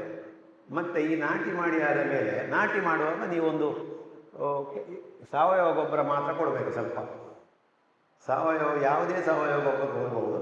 ಅದರ ಮೇಲೆ ಅದನ್ನು ಮಣ್ಣನ್ನು ಮುಚ್ಚಬೇಕು, ಯಾವ್ದು ಮಲ್ಚಿಂಗ್ ಮಾಡಬೇಕು. ಎಲೆಗಳಿಂದ ಇರ್ಬೋದು ಅಥವಾ ಈ ತೋಟದಲ್ಲಿ ಬಿದ್ದ ಸೋಗೆಯಿಂದ ಇರ್ಬೋದು, ಏನೂ ಇಲ್ಲದಿದ್ದರೂ ಈ ಮಡಲನ್ನು ಸ್ವಲ್ಪ ಇದರಿಂದ ತೆಗೆದು ತೆಂಗಿನ ಮಡ ಅದನ್ನೇ ಕೊಚ್ಚಿಟ್ಟರು ಆಗ್ಬೋದು. ಯಾಕೆಂದರೆ ಡೈರೆಕ್ಟು ನೀರು ಮಣ್ಣಿಗೆ ಬೀಳಬಾರ್ದು. ಮಣ್ಣು ಆವಾಗ ಗಿಡಿತದೆ, ಗಟ್ಟಿಯಾಗ್ತದೆ. ಮತ್ತು ಈ ನಾಟಿ ಮಾಡುವಾಗ ಇನ್ನೊಂದು ಹೇಳಲಿಕ್ಕೆ ಮರ್ತೇ ನಾವು, ಈ ರನ್ನರ್ಸನ್ನು ನಾಟಿ ಮಾಡುವಾಗ ನೀವು ಅದನ್ನು ಹಾಕಿ ಸರಿ ಕುಣಿಬೇಕು. ಅದರಿಂದ ಮೇಲೆ ಕುಣಿಬೇಕು ಅಂತ ಹೇಳಿದ್ದು ಯಾಕೆ ಅಂತ ಹೇಳಿದರೆ ಅಲ್ಲಿ ಬಿಸಿ ಇರಬೇಕು ನೆಲ, ಗಾಳಿ ಸಂಚಾರ ಇರಬಾರ್ದು, ಏರ್ ಹೋಲ್ಸ್. ಹಾಗಿದ್ದರೆ ನಿಮಗೆ ಏರ್ ಹೋಲ್ಸ್ ಇದ್ದರೆ ಬೇರು ಬರೋದಿಲ್ಲ, ಸಾಯೋದು ಜಾಸ್ತಿ. ನಮಗೆ ಅದು ಗೊತ್ತಿಲ್ಲದ ಕಾಲದಲ್ಲಿ ನಮಗೆ 100 ಬಳ್ಳಿ ನೆಟ್ಟು 40 ಬರ್ತಾ ಇದ್ದಾರೆ. ಈಗ ನಮಗೆ 95% ಬರ್ತದೆ. 100 ಬರ್ತದೆ, ನಾವು 95 ಇಟ್ಟುಕೊಳ್ಳುವ. ಹಾಗೆ ಅದು ಭಾಳ ಇಂಪಾರ್ಟೆಂಟ್. ನಾಟಿ ಮಾಡುವಾಗ ಬೂರುಗು ಪೆಟ್ಟಾವು ಅಂತ ಮೆಲ್ಲಗೆ ಕೈಯಲ್ಲಿ ಒತ್ತುದು ಹಾಗಲ್ಲ. ಸರಿಯಾಗಿ ಹೀಗೆ ಕಾಲಲ್ಲಿ ಮೆಟ್ಟಿ ಮಾಡಿದರೆ ಅಲ್ಲಿ ಇದಿರೋದಿಲ್ಲ, ಎಂತ ಏರ್ ಹೋಲ್ಸ್ ಇಲ್ಲದೆ ನೀರು ಸಹ ಸರಾಗವಾಗಿ ಹೋಗುವುದಿಲ್ಲ. ಆಮೇಲೆ ಅಲ್ಲಿ ಟೈಟ್ ಆದ ಕೂಡಲೇ ನಿಮಗೆ ಬೇರು ಬರ್ತದೆ. ಅದು ನಿಮಗೆ ಇದು ಹಾಗೆ ನೋಡಿ, ಈ ಕಸಿ ಕಟ್ಟುವಾಗ ಕಸಿ ಅಥವಾ ಇದು ಮಾಡುವಾಗ ಡೂಮ್ ಮಾಡೋದು ಯಾಕೆ, ಅಲ್ಲಿ ಹೀಟ್ ಜನರೇಟರ್ ಆಗಬೇಕು ಅಂತ, ಸರಿ ಚಿಗುರಲಿಕ್ಕೆ. ಟನೆಲ್ ಸಿಸ್ಟಮ್ ಅಂತ ಹೇಳ್ತಾರೆ ಈಗ. ಆ ರೀತಿ ಮಾಡಿದರೆ ನಿಮಗೆ ಸಕ್ಸಸ್ ರೇಟ್ ತುಂಬ ಜಾಸ್ತಿ, ಗ್ರೋತು ಜಾಸ್ತಿ. ಆಮೇಲೆ ಇನ್ನೊಂದು ವ್ಯವಸ್ಥೆ ಇದೆ, ಅದನ್ನು ಹೇಳಿಬಿಡ್ತೇನೆ. ನನ್ನ ಹತ್ರ ಒಂದು 300 ಸಸಿ ಇತ್ತು, ನಾವು ಈಗ ಬಿಟ್ಟಿದ್ದೇವೆ. ಈ ಕಸಿ ಹಿಪ್ಪಿಲಿಗೆ ಕಸಿ ಕಟ್ಟುವಂಥದ್ದು, ಅದು ಮಾಡಬೇಕಾದ್ದು ಯಾರು ಅಂತ ಹೇಳಿದರೆ, ಎಲ್ಲಿ ನೀರು ಎಂತ ಮಾಡಿದರೂ ಡ್ರೈನೇಜ್ ಇಲ್ಲದೆ ತೆಗೆದರೂ ನೀರು ನಿಲ್ತದೆ. ಕೊಳಕ್ಕೆ ತೋಟ, ಮಳೆಗಾಲದಲ್ಲಿ ಮಳೆ ಬಿಟ್ಟು 1-2 ಗಂಟೆ ನೀರು ನಿಲ್ಲುವವರಿಗೆ ಅದು ಅಗತ್ಯ. ಆದರೆ ಅಲ್ಲದವರದ್ದು ಅದನ್ನು ಮಾಡಲಿಕ್ಕೆ ಹೋಗಬೇಡಿ. ಯಾಕಂತ ಹೇಳಿದರೆ ಅದರಲ್ಲಿ ನಿಮಗೆ ಈಲ್ಡ್ ಕಮ್ಮಿ, ಆಮೇಲೆ ಅದರಲ್ಲಿ ತೆಗಿಲಿಕ್ಕೆ ತುಂಬ ಇದರದ್ದು ಹಿಪ್ಪಿಲಿಯ ಇದು ಬರ್ತದೆ ಪಿಳ್ಳೆಗಳು. ಮತ್ತು ಅದಕ್ಕೆ ಗ್ರಾಫ್ಟ್ ಮಾಡಲಿಕ್ಕೆ ಆಗ್ತದೆ, ಆಗೋದಿಲ್ಲ ಅಂತಲ್ಲ, ಕೆಲಸ ಜಾಸ್ತಿ. ನಮಗೆ ಅಗತ್ಯ ಇಲ್ಲದ ಸಸಿಗಳನ್ನು ನಾವು ನಡೋದು ಬೇಡ, ಅಗತ್ಯ ಇದ್ದವರನ್ನು ಅದು ಮಾಡಲೇಬೇಕು. ಮತ್ತು ಅಂಥವರು ಮಾಡಿದವರು ಅದಕ್ಕೆ ಒಂದೇ ಇದರಿಂದ ಫುಡ್ ಹೋಗೋದ ಕಾರಣ ಪಾಲಿಯರ್ ಸ್ಪ್ರೇ, ನ್ಯೂಟ್ರೆಂಟ್ಗಳನ್ನೆಲ್ಲ ಬಿಡಬೇಕಾಗ್ತದೆ. ಹಾಗೆ ಇಷ್ಟು ಇದು ಚಿಗುರಿದ ಕೂಡಲೇ ನಮಗೆ ಕಾಳುಮೆಣಸಿನ ಒಂದು ಗುಣ ಏನು ಗೊತ್ತಾ, ಅದು ಫಸ್ಟಿಗೆ ಎಲೆ ಚಿಗುರುವುದು, ಬೇರು ಬರೋದಿಲ್ಲ. ಬೇರು ಬರೋದು ನಂತರ. ಆವಾಗ ಏನಾಗ್ತದೆ, ನಾವು ಇಲ್ಲಿ ಕೊಟ್ಟ ಗೊಬ್ಬರ ಕೊಡ್ತೇವೆ, ಅದನ್ನು ಅದಕ್ಕೆ ತಗೊಳ್ಳಿಕ್ಕೆ ಬೇರಿಲ್ಲ, ಆಗೋದಿಲ್ಲ. ಆವಾಗ ಈಗ ನಾವು ಏನು ಕಂಡುಕೊಂಡಿದ್ದೇವೆ ಅಂತ ಹೇಳಿದ್ರೆ, ಆ ಟೈಮಲ್ಲಿ ನಾವು ನ್ಯೂಟ್ರೆಂಟ್ಗಳನ್ನು, ನೀವು ಹೇಳೋದಿದ್ರೆ IISRನವ್ರದ್ದು ಪೆಪ್ಪರ್ ಸ್ಪೆಷಲ್ ಅಂತ ಸಿಗ್ತದೆ, ಅದಕ್ಕೆ ಅಂತಲೇ ಮಾಡಿದ್ದು. ಅಥವಾ ಅದರ ಒಟ್ಟಿಗೆ ಮತ್ತೊಂದು ಸಲ ಈ 19 ಇಂಥದ್ದನ್ನು ಪಾಲಿಯರ್ ಸ್ಪ್ರೇ ಕೊಡಬೇಕು. ಪಾಲಿಯರ್ ಸ್ಪ್ರೇ ಅಂದರೆ ಎಲೆಗಳಿಗೆ ಕೊಡುವಂಥ ಸ್ಪ್ರೇಯನ್ನು ಪಾಲಿಯರ್ ಸ್ಪ್ರೇ ಅಂತ ಹೇಳೋದು. ಎಲ್ಲರಿಗೂ ಗೊತ್ತು, ಆದರೂ ಒಂದು ವಿವರಿಸ್ತೀನಿ ನಾನು. ಅದನ್ನು ಹೇಗೆ ಕೊಡಬೇಕು, ಹೀಗೆ ಮೇಲಿಂದ ಕೊಡುವುದಲ್ಲ, ಎಲೆಯ ಅಡಿ ಸೈಡಿಂದ ಫಸ್ಟಿಗೆ ಕೊಡಬೇಕು. ಈ ಎಲೆಗಳಿಗೆ ಹೀರಿಕೊಳ್ಳುವಂಥ ಶಕ್ತಿ ಇರುವುದು ಅಡಿ ಸೈಡಿಂದ, ಮತ್ತು ಮೇಲಿಂದಲೂ ಕೊಡಿ, 2 ಸೈಡಿಂದ. ಅಡಿಯಿಂದ ಕೊಡಲೇಬೇಕು. ಮೇಲಿಂದ ಕೊಟ್ಟರಿಂದ 70% ಜಾಸ್ತಿ ಗುಣ ಅಡಿಯಿಂದ ಕೊಟ್ಟರೆ. ಆವಾಗ ಏನಾಯಿತು, ಬಳ್ಳಿ ಹೆಲ್ತ್ ಆಯಿತು, ಅಲ್ಲಿ ಬೇರು ಬಂತು, ಆಮೇಲೆ ಬೆಳೀತದೆ ಅದು. ಆಮೇಲೆ ನಿಮಗೆ ಕೆಮಿಕಲು ಕೊಡುವ ಮನಸ್ಸಿದ್ದರೆ ನಾನು ಕೊಡ್ತೇನೆ, ಸ್ವಲ್ಪ ಒಂದು ಇದು ಈ ಪಾಲಿಯರ್ ಸ್ಪ್ರೇಯನ್ನು 2ರಿಂದ 3 ಸಲ ಕೊಡಿ. 6ರಿಂದ 7 ತಿಂಗಳು ಕಳೆದ ಮೇಲೆ ಒಂದು 50-50 ಗ್ರಾಮ್ಸ್ನಷ್ಟು ಯಾವುದಾದ್ರೂ ಕೊಡಿ, ಆದರೆ ಬ್ರ್ಯಾಂಡೆಡ್ಡೇ ಕೊಡಿ. ಮಿಕ್ಸ್ ಮಾಡಿದ ಗೊಬ್ಬರವನ್ನು ಎಂದೂ ಕಾಳುಮೆಣಸಿಗೆ ಕೊಡಬೇಡಿ. ನಿಮಗೆ ಬ್ರ್ಯಾಂಡೆಡು ಏನು 16 15 ಎಲ್ಲ ಬ್ರ್ಯಾಂಡೆಡ್ ಕಂಪೆನಿನೇ ಕೊಡಬೇಕು. ಇದು ಕೊಡದಿದ್ದರೆ ಏನಾಗ್ತದೆ ಅಂತ ಹೇಳಿದರೆ, ನಾವು ಯಾರನ್ನು ನಂಬುವಾಗಿಲ್ಲ. ನಾವು ಇಷ್ಟೆಲ್ಲ ಕಷ್ಟಪಟ್ಟದ್ದನ್ನು ಇನ್ನೊಬ್ಬರ ಕೈಯಿಂದ ಏನೋ ತಂದು ಕಳ್ಕೊಳ್ಳುವಂಥ ಪರಿಸ್ಥಿತಿ ಬೇಡ. ಅದು ಒಳ್ಳೆದಿರಲಿಕ್ಕೂ ಸಾಕು, ಒಳ್ಳೆದಿರಲಿಕ್ಕೂ ಸಾಕು, ಗ್ಯಾರಂಟಿ ಇಲ್ಲ ಅದು ಯಾವ ಸಹ. ಯಾಕಂತ ಹೇಳಿದರೆ ಈ 19 ಕೊಟ್ಟಿದ್ದಾರೆ ಒಬ್ಬರು ನಮ್ಮ ಫ್ರೆಂಡು, ದೊಡ್ಡದಾದ ಮೇಲೆ ಪಾಲಿಯರ್ ಸ್ಪ್ರೇ, ಎಲೆಗಳೆಲ್ಲ ಬರ್ನ್ ಆಗಿದೆ. ಅವರಿಗೆ ತುಂಬ ಕಮ್ಮಿ ಕ್ರಯಕ್ಕೆ ಗುಜರಾತಿಂದ ಬಂತು, 4-5 ಟನ್ ತರಿಸಿದ್ರು ಅವರು. ನನ್ನ ಎಲೆಲ್ಲ ಖರ್ಚು ಉಂಟು, ಏನು ಮಾಡೋದು ಅಂತ ನನಗೂ ಗೊತ್ತಿಲ್ಲ. ನಾನು ಅಪ್ಪಂಗಳದ ಡೈರೆಕ್ಟ್ರಿಗೆ ಕೇಳಿದೆ, ಅವರು ಕೂಡಲೇ ಅದು ಬರ್ನಿಂಗ್ ಆಗಿದೆ, ಅದು 19 ಸರಿ ಇಲ್ಲ ಅಂತ. ಮತ್ತೆ ಸಿಕ್ಕಿದ ಪಂಪೆಲ್ಲ ರನ್ ಮಾಡಿ ಅದಕ್ಕೆ ನೀರೆಲ್ಲ ಬಿಟ್ಟು ಬಳ್ಳಿ ಸಾಯಲಿಲ್ಲ. ಆ ವರ್ಷ ಫಸಲು ಸಿಗಲಿಲ್ಲ. ನಾವು ಕಡಿಮೆಗೆ ಆಗ್ತದೆ ಅಂತ ನಾನು ಯಾರನ್ನು ದೂರದಲ್ಲ, ನನಗೆ ಗೊತ್ತಿರಲಿ ಅಂತ ಹೇಳೋದು. ಕಡಿಮೆಗೆ ಆಗಬೇಕು, ಕಮ್ಮಿಗೆ ಆಗಬೇಕು. ನೀವು ಕ್ವಾಲಿಟಿದು ಕೊಡಿ, ನಿಮಗೆ ಕ್ವಾಲಿಟಿ ಈಲ್ಡು ಬರ್ತದೆ, ಕಾನ್ಫಿಡೆನ್ಸ್ ಇರ್ತದೆ. ಆಮೇಲೆ ಮತ್ತು ಅದೇ ರೀತಿ ಕಟ್ತಾ ಹೋಗೋದು. ಆಮೇಲೆ ಒಂದು ವರ್ಷದಲ್ಲಿ ಮಳೆಗಾಲದಲ್ಲಿ ಗೊಬ್ಬರ ಹೆಚ್ಚು ಕೊಡಬೇಕು ಕಾಳುಮೆಣಸಿಗೆ. ಮಳೆಗಾಲದಲ್ಲಿ ಕೊಟ್ಟರೆ ಲೀಚ್ ಔಟ್ ಆಗ್ತದೆ ಅಂತ ಸಾಮಾನ್ಯ ಜ್ಞಾನ. ವಿಜ್ಞಾನಿಗಳು ಹೇಳೋದರಲ್ಲಿ ಮಳೆಗಾಲದಲ್ಲಿ ಏನು ಕೊಡಬೇಡಿ, ಅದು ಮಳೆಗೆ ಕರಗಿ ಹೋಗ್ತದೆ ಅಂತ. ಈ ಕಾಳುಮೆಣಸಿಗೆ ಏನು ಅಂತ ಹೇಳಿದರೆ ಅದರ ಗ್ರೋತ್ ಎಲ್ಲ ಜಾಸ್ತಿ ಬರೋದು, ಚೆಗುರೋದು ಎಲ್ಲ ಮಳೆಗಾಲದಲ್ಲಿ. ನಾವು ಮೇಯಿಂದಲೇ ಗೊಬ್ಬರ ಕೊಡೋದು ಸ್ಟಾರ್ಟ್ ಮಾಡೋದು. ಮೇಯಲ್ಲಿ ಕೊಡ್ತೇವೆ. ಈಗ ನಾನು ದೊಡ್ಡ ಬಳ್ಳಿಗೆ ಹೋಗ್ತೇನೆ, ಫಸಲು ಬರುವಂಥ ಬಳ್ಳಿಗೆ ಹೇಳೋದು, ಸಣ್ಣದಕ್ಕೂ ಸ್ವಲ್ಪ ಅಲ್ಪ ಕೊಡ್ಬೋದು. ಎಲ್ಲ ಹೆಚ್ಚು ಡೀಪಾಗಿ ಹೋಗಲಿಕ್ಕೆ ಸಾಧ್ಯ ಇಲ್ಲ. ಈಗ ಎಲ್ಲರಿಗೂ ಮತ್ತೆ ಹಸಿವಾಗಲಿಕ್ಕೆ ಶುರುವಾಗ್ತದೆ. ಹಸಿವಾದರೆ ಮತ್ತೆ ತಲೆಗೆ ಏನು ಹೋಗೋದಿಲ್ಲ. ಗೊಬ್ಬರಗಳನ್ನು ನಾವು ಮೇಯಲ್ಲಿ ಫಸ್ಟಿಗೆ, ಈಗ ಮಳೆ ಬಂತು, ಮಳೆ ಬಂದ ಕೂಡಲೇ ನಾವು NPK ಕೊಟ್ಟಿದ್ದೇವೆ. ನೀವು ಮೊನ್ನೆ ಬರುವಾಗ ನಮಗೆ NPK ಕೊಟ್ಟಾಗಿದೆ. ಬುಡದಲ್ಲಿ ಕಾಣಲಿಕ್ಕೆ ಸಿಕ್ಕಿದೆ ಇಲ್ಲವೋ ಗೊತ್ತಿಲ್ಲ, ಅಂದರೆ ಅಷ್ಟು ಹುಲ್ಲಿತ್ತು ಈ ವರ್ಷ. NPK ಕೊಡ್ತೇವೆ. ಎಷ್ಟು ಕೊಡ್ತೀವಿ? ಈ ದೊಡ್ಡ ಬಳ್ಳಿ 5 ಕಿಲೋ ಒಣಗಿದ ಮೆಣಸೆಲ್ಲ ಸಿಗುವಂಥದ್ದಕ್ಕೆ 200 ಗ್ರಾಮ್ಸ್ ಕೊಡ್ತೇವೆ. 200 ಹೆಚ್ಚು ಅಂತಂದರೆ ಅದರ ಒಟ್ಟಿಗೆ ನಾವು ಇದು ಹಾಕ್ತಾಯಿದ್ದೇವೆ 50 ಗ್ರಾಮ್ಸು ಯೂರಿಯಾ ಸರ್ ಸಿಗ್ತಾ ಇಲ್ಲ. ಯೂರಿಯಾ ಎಲ್ಲಿಯೂ ಸಿಗ್ತಾ ಇಲ್ಲ ಈಗ. ಹಾಗೆ ಏನು ಮಾಡೋದು ಅಂತ ಆಯಿತು. ಹಾಗೆ ಯೂರಿಯಾದ ಬದಲು 50 ಗ್ರಾಮ್ಸು, 50ರಿಂದ 100 ಗ್ರಾಮ್ಸು ನಾವು NPK ಕೊಟ್ಟೆವು, ಪೊಟ್ಯಾಶು ಕೊಟ್ಟೆವು. ಪೊಟ್ಯಾಶು ಮತ್ತು ಯೂರಿಯಾ ಕೊಡುವಂಥ ಕ್ರಮ ಈ ವರ್ಷ ನಮಗೆ ಯೂರಿಯಾ ಸಿಕ್ಕದ ಕಾರಣ 16 ಮತ್ತು ಯೂರಿಯಾ ಕೊಟ್ಟೆವು.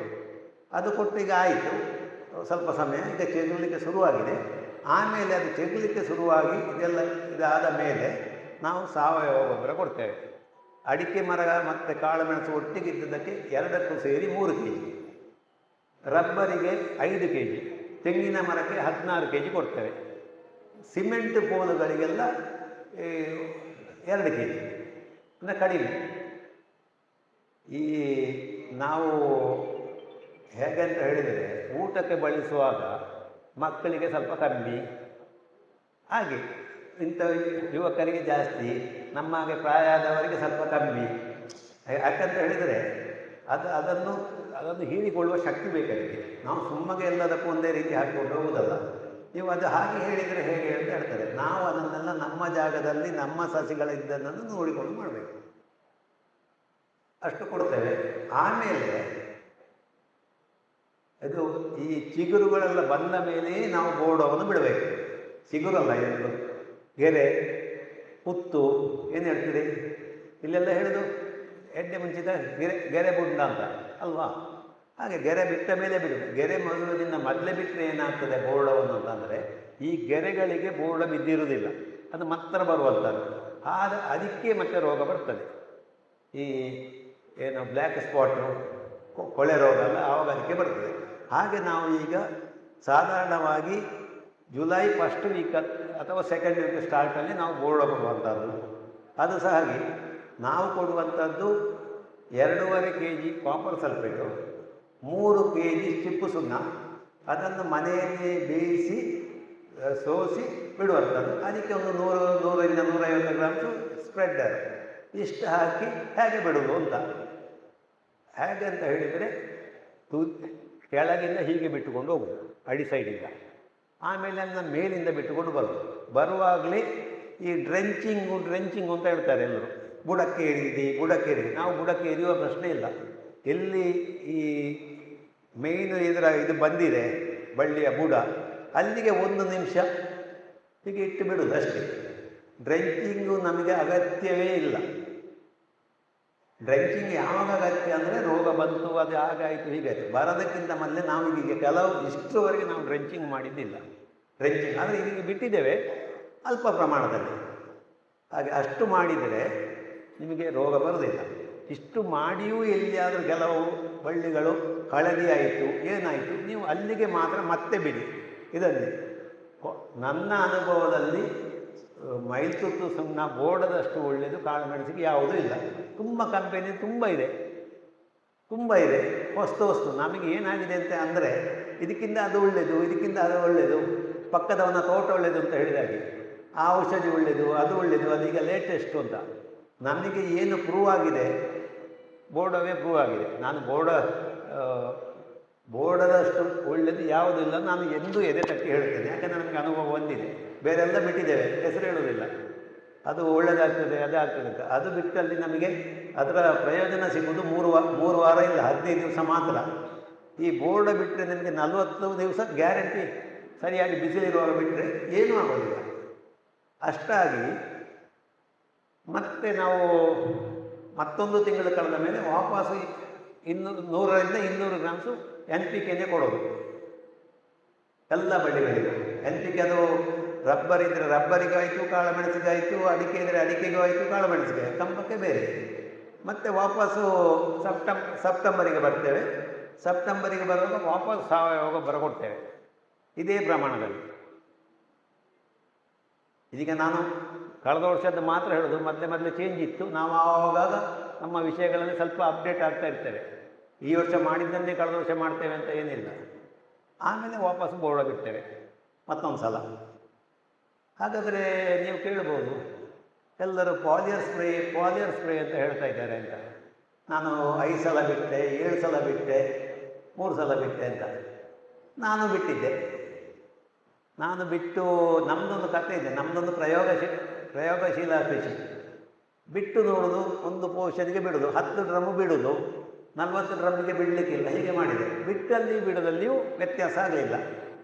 ನಾನು ಅದನ್ನು ನಮ್ಮ ಯಾರೋ ಯೂಟ್ಯೂಬ್ ಮಾಡಿದ್ದಲ್ಲಿ ಹೇಳಿದ್ದೆ. ಅಂಥ ಪಾಲಿಯರ್ ಸ್ಪ್ರೇ ತಯಾರು ಮಾಡುವಂಥ ಕಂಪನಿಯವರೇ ನನಗೆ ಫೋನ್ ಮಾಡಿದರು, ಏನು ಸರ್ ನೀವು ಹೀಗೆ ಹೇಳ್ತಾ ಇದ್ದೀರಿ, ನಮ್ಮದು ಬಿಟ್ಟು ಪ್ರಯೋಜನ ಆಗಲಿಲ್ಲ ಅಂತ.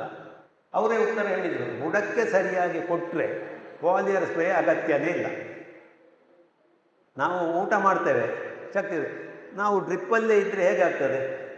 ಅದೇ ರೀತಿ ಸಿಂಪಲಾಗಿ ಹೇಳೋದಿದೆ. ನೀವು ನಮ್ಮನ್ನು ತಲೆ ಹಾಳು ಮಾಡಲಿಕ್ಕೆ ತುಂಬ ಜನ ಇದ್ದಾರೆ. ತಲೆ ಹಾಳು ಮಾಡೋದು ಅಂತ ಹೇಳೋದು ಯಾಕಂತ ಹೇಳಿದರೆ, ನಾವು ಕೃಷಿಕರು ಎಲ್ಲರಿಗೂ ತಲೆಬಾಗಬೇಕಾಗ್ತದೆ. ಅವರು ಅಧಿಕಾರಿಗಳಿಂದ ಹಿಡಿದು ಎಲ್ಲರಿಗೂ, ಅಕೇರಿಗೆ ನಮ್ಮಲ್ಲಿಗೆ ಬರುವ ಕೆಲಸದವರಿಗೂ ನಾವು ಅವರ ಕಾಲಿಡಿಬೇಕು. ಅಂದರೆ ಎಲ್ಲರ ಸಹಕಾರ ಇಲ್ಲದೆ ನಮಗೆ ಬದುಕಲಿಕ್ಕೆ ಆಗೋದಿಲ್ಲ. ಆದರೆ ತಗೊಳ್ಬೇಕು, ಯಾರ್ದು ತಗೊಳ್ಬೇಕು ಅಂತ ನಾವು ಯೋಚನೆ ಮಾಡಬೇಕು. ಹೇಳಿದ ಒಂದೆಲ್ಲ ಅಲ್ಲ, ಅವು ಅದರಲ್ಲಿ ಎಕ್ಸ್ಪರ್ಟ್ ಆಗಿ. ನನಗೆ ವಿಜ್ಞಾನಿಗಳು ಭಾಳ ಹತ್ರ. ಏನು ತೊಂದರೆ ಬಂದರೂ ರೋಗ ಬಂದರೂ ನಾನು ಕೇಳ್ತೇನೆ ಸರ್. ಆದರೆ ಅದು ನಮಗೆ ಬೇಕೇ ಬೇಕು. ಯಾಕಂತೇಳಿದ್ರೆ ವಿಜ್ಞಾನದಲ್ಲಿ ಅಷ್ಟು ಒಳ್ಳೊಳ್ಳೆ ವಿಷಯಗಳಿವೆ. ನಾನು ಸಾವಯವೇ ಮಾಡ್ತೇನೆ ಅಂತ ಹೇಳಿದ್ರೆ ಕಾಳುಮೆಣಸು ಖಂಡಿತ ಮಾಡಲಿಕ್ಕೆ ಕಷ್ಟ. ಮಾಡ್ಬೋದು, ಆದರೆ ನಮಗೆ ಏನು ಉತ್ಪತ್ತಿ ಜಾಸ್ತಿ ಬರಬೇಕು ಅಂತಂದರೆ ಮಾಡಬೇಕು. ನಾನು 10 ವರ್ಷ ಸಾವಯವ ಕೃಷಿ ಮಾಡಿದ್ದೆ. ನಮಗೆ ಈಗ 10 kg ಆಗುವಲ್ಲಿ ಅಲ್ಲೆಲ್ಲಿ 2 kg ಬರ್ತಾಯಿದೆ. ಹೆಚ್ಚು ಕೊಡಬೇಕು ಅಂತಿಲ್ಲ, ಸ್ವಲ್ಪ ಆದರೂ ಕೊಡಲೇಬೇಕು ಅದನ್ನು ಬೂಸ್ಟ್ ಮಾಡಲಿಕ್ಕೆ. ಮತ್ತು ಈಗ ನಮ್ಮದೇನಾಗಿದೆ ಅಂತ ಅಂದರೆ, ನಮ್ಮ ಮಣ್ಣಿನ ಗುಣಮಟ್ಟ ಒಳ್ಳೆಯದಾಗಿದೆ. ನಾವು ಬೋರಿನ ನೀರನ್ನು ಉಪಯೋಗಿಸ್ತಾ ಇಲ್ಲ, ಬೋರಿಲ್ಲ ನಮ್ಮ ಹತ್ರ. ಆದ ಕಾರಣ ನೀರಿನ ಗುಣಮಟ್ಟ ಒಳ್ಳೆಯದಿದ್ದರೆ ಭೂಮಿ ತನ್ನಷ್ಟಕ್ಕೆ ಚೆನ್ನಾಗಿರ್ತದೆ. ಅದಕ್ಕೆ ನಾವು ಸುಣ್ಣ ಹಾಕೋದಿಲ್ಲ. ಏನು ನೀವು ಮೀನು ಶಕ್ತಿ ಹಾಕಿದ್ದೀರಾ, ಡೋಲಮೈಟ್ ಹಾಕಿದ್ದೀರಾ, ಕುಮ್ಮಯ ಹಾಕಿದ್ದೀರಾ ಅಂತ ಕೇಳ್ತಾರೆ. ನಾನು ಹಾಕೋದಿಲ್ಲ. ಹಾಗೆಂತ ಹೇಳಿ ಈ ಸಲ ಕ್ಯಾಲಿಕಟ್ನವರು ನನಗೆ IAS ನಗರದವರು ಇದನ್ನು ತಂದು ಕೊಟ್ಟಿದ್ದು, ಟ್ರೈಕೋಲೈಮ್ ಅಂತ ಸ್ಪೆಷಲ್ ಅಂತ. ಅದು ಯಾವಾಗ ಬೇಕಾದಾಗ 50 kg ಕೊಟ್ಟಿದ್ದಾರೆ, ಒಂದು ಸೈಡಿಗೆ ಹಾಕಿದ್ದೇನೆ, ನೋಡಬೇಕಷ್ಟೆ. ಆಮೇಲೆ ಡೋಲಮೈಟನ್ನು ಒಂದು 200 ಮರಕ್ಕೆ ಹಾಕಿದ್ದೇನೆ. ಯಾಕಂದರೆ ಮಾಡಿ ನೋಡುವ ವ್ಯತ್ಯಾಸ ಏನಾಗ್ತದೆ ಅಂತ. ಹೀಗೆಲ್ಲ ನಡೀತಾ ಉಂಟು. ಆಮೇಲೆ ಇನ್ನು ಮುಂದೆ ಹೋಗುವ, 2 ಗಂಟೆ 12:30 ಈಗಲೇ ಆಯಿತು. ಇದೇ ರೀತಿ ಇಷ್ಟೆಲ್ಲ ಕೊಟ್ಟಾದ ಮೇಲೆ, ಮಳೆ ಬಿಟ್ಟ ಮೇಲೆ ನಾವೀಗ ಮ್ಯಾಗ್ನೀಷಿಯಂ ಸಲ್ಫೇಟ್ ಹಾಕ್ತೇವೆ 50 ಗ್ರಾಮ್ಸು, ಜಿಂಕ್ ಬೋರನ್ನು ಹಾಕ್ತೇವೆ. ಎಲ್ಲ ಜಿಂಕ್ ಬೋರನ್ನು ಒಟ್ಟಿಗೆ ಹಾಕ್ತೇವೆ. ಮ್ಯಾಗ್ನೀಷಿಯಂ ಸಲ್ಫೇಟನ್ನು 3 ವಾರ ಕಳೆದ ಮೇಲೆ ಹಾಕ್ತೇವೆ. ಆಮೇಲೆ ಬೇಸಿಗೆಯಲ್ಲಿ ನಾವು ಏನು ಕೊಡೋದಿಲ್ಲ. ಮೆಣಸು ಕೊಯ್ದಾದ ಮೇಲೆ ಕೊಯ್ತೇವೆ, ಜನವರಿಯಿಂದ ಕೊಯ್ತೇವೆ. ಕೊಯ್ದ ಮೇಲೆ ನಾವು ಯಾವುದೇ ಪಾಲಿಯರ್ ಸ್ಪ್ರೇ, ಬುಡಕ್ಕೆ ಗೊಬ್ಬರ ಕೊಡ್ತೇವೆ.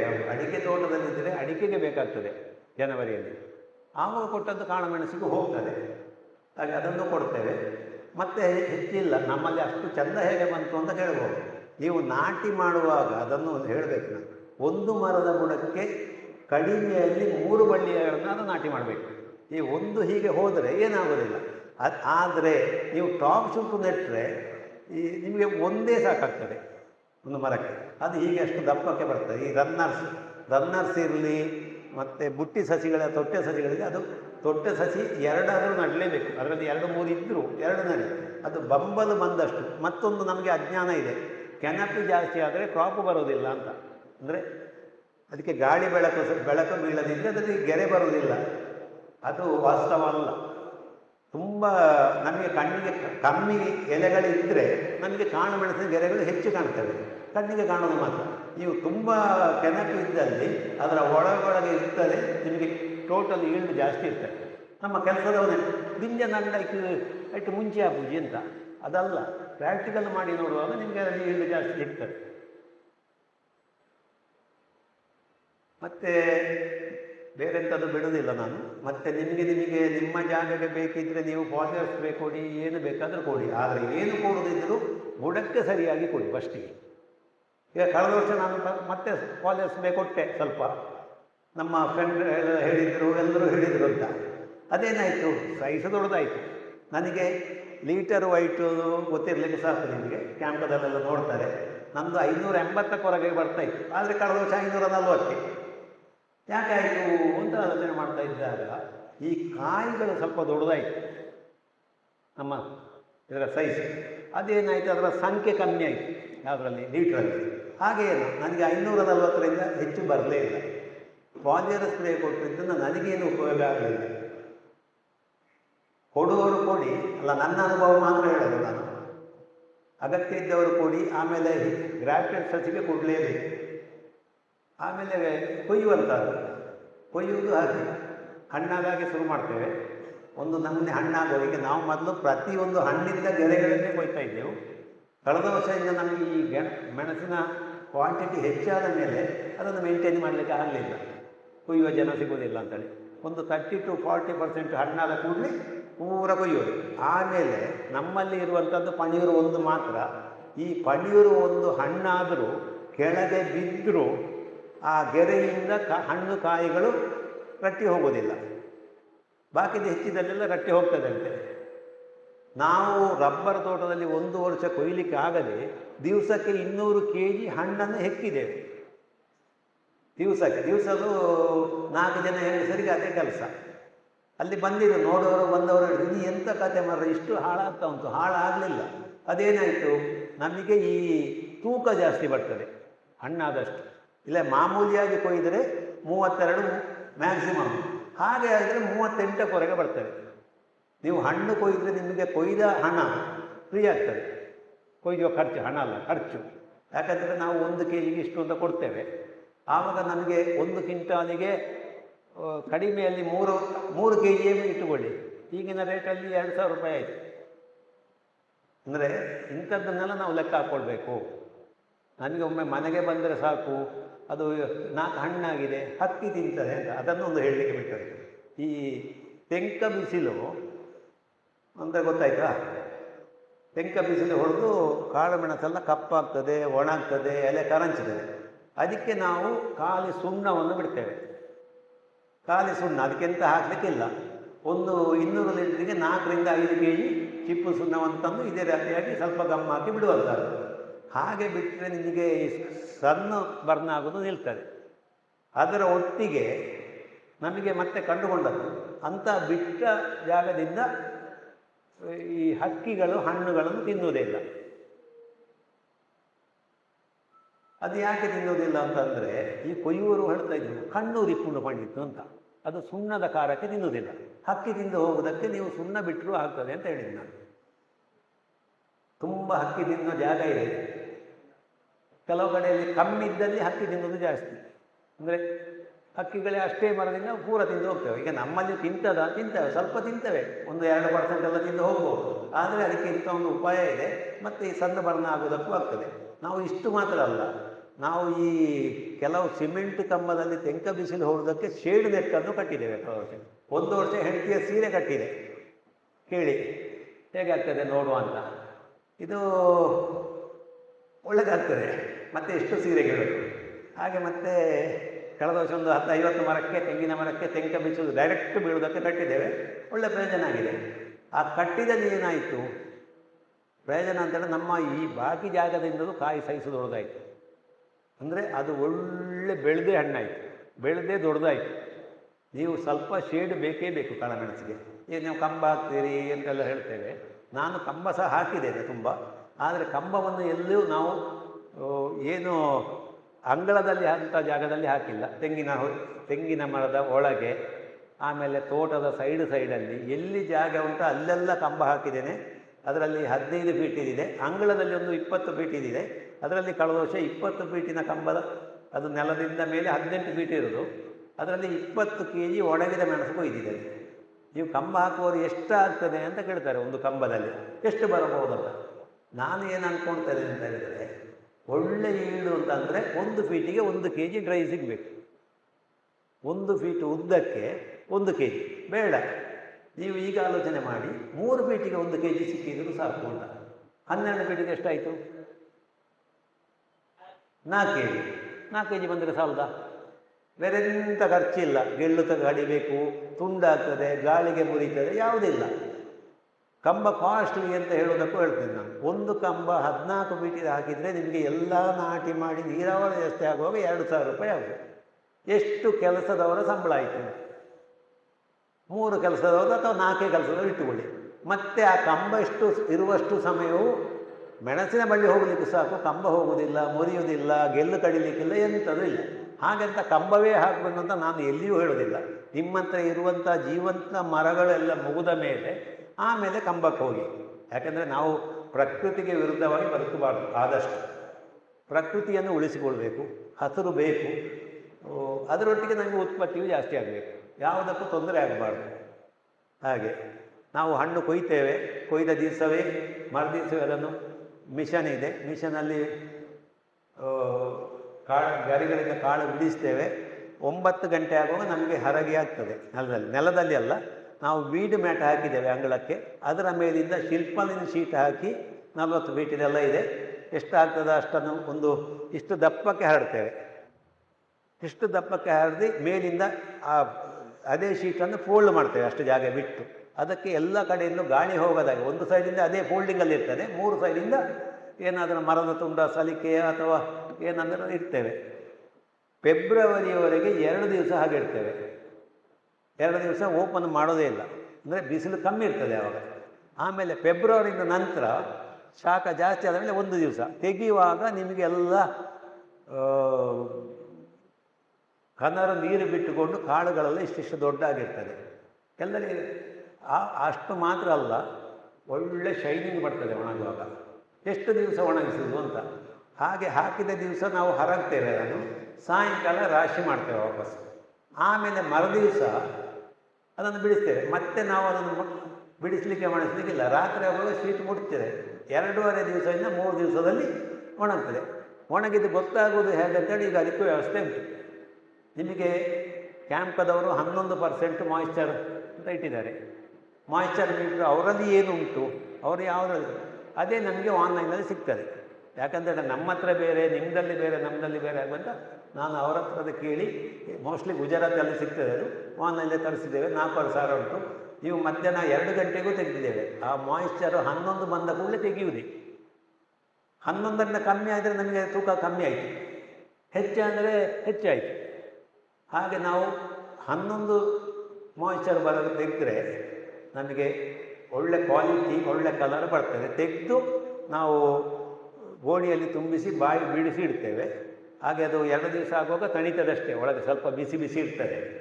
ಮತ್ತೆ ಎಲ್ಲ ಒಟ್ಟಿಗೆ ರಾಶಿ ಹಾಕಿ, ಈಗ ಇದಕ್ಕೂ ಮಿಷನ್ ಬಂದಿದೆ, ಯಾವುದಕ್ಕೆ, ಅದನ್ನು ಗಾಳಿಸಲಿಕ್ಕೆ. ಈ ಮೊದಲೇನು ಬೇರೆ ಇತ್ತು, ಈ ವರ್ಷ SRK ಅವರು ನಾನು ತಗೊಂಡಿದ್ದೇನೆ. ಒಳ್ಳೆಯದುಂಟು. 30,000 ಆದರೂ ಇಬ್ಬರಿಗೆ ಕೆಲಸ ಮಾಡಲಿಕ್ಕಾಗ್ತದೆ. ತುಂಬ ಧೂಳೆಲ್ಲ ಹಾರೋದಿಲ್ಲ, ಒಳ್ಳೆಯದಾಗ್ತದೆ. ಅಂದರೆ ಅವರು ಫಸ್ಟಿಗೆ ಕೊಟ್ಟರು, ಆವಾಗ 100 kg 200 kg ಇತ್ತು. ಈಗ ಗಂಟೆಗೆ 250-300 kg ಆಗ್ತದೆ. ಇಬ್ಬರಿಗೆ ಕೆಲಸ ಮಾಡಲಿಕ್ಕೆ ಆಗ್ತದೆ, ಒಳ್ಳೆ ಬರ್ತದೆ.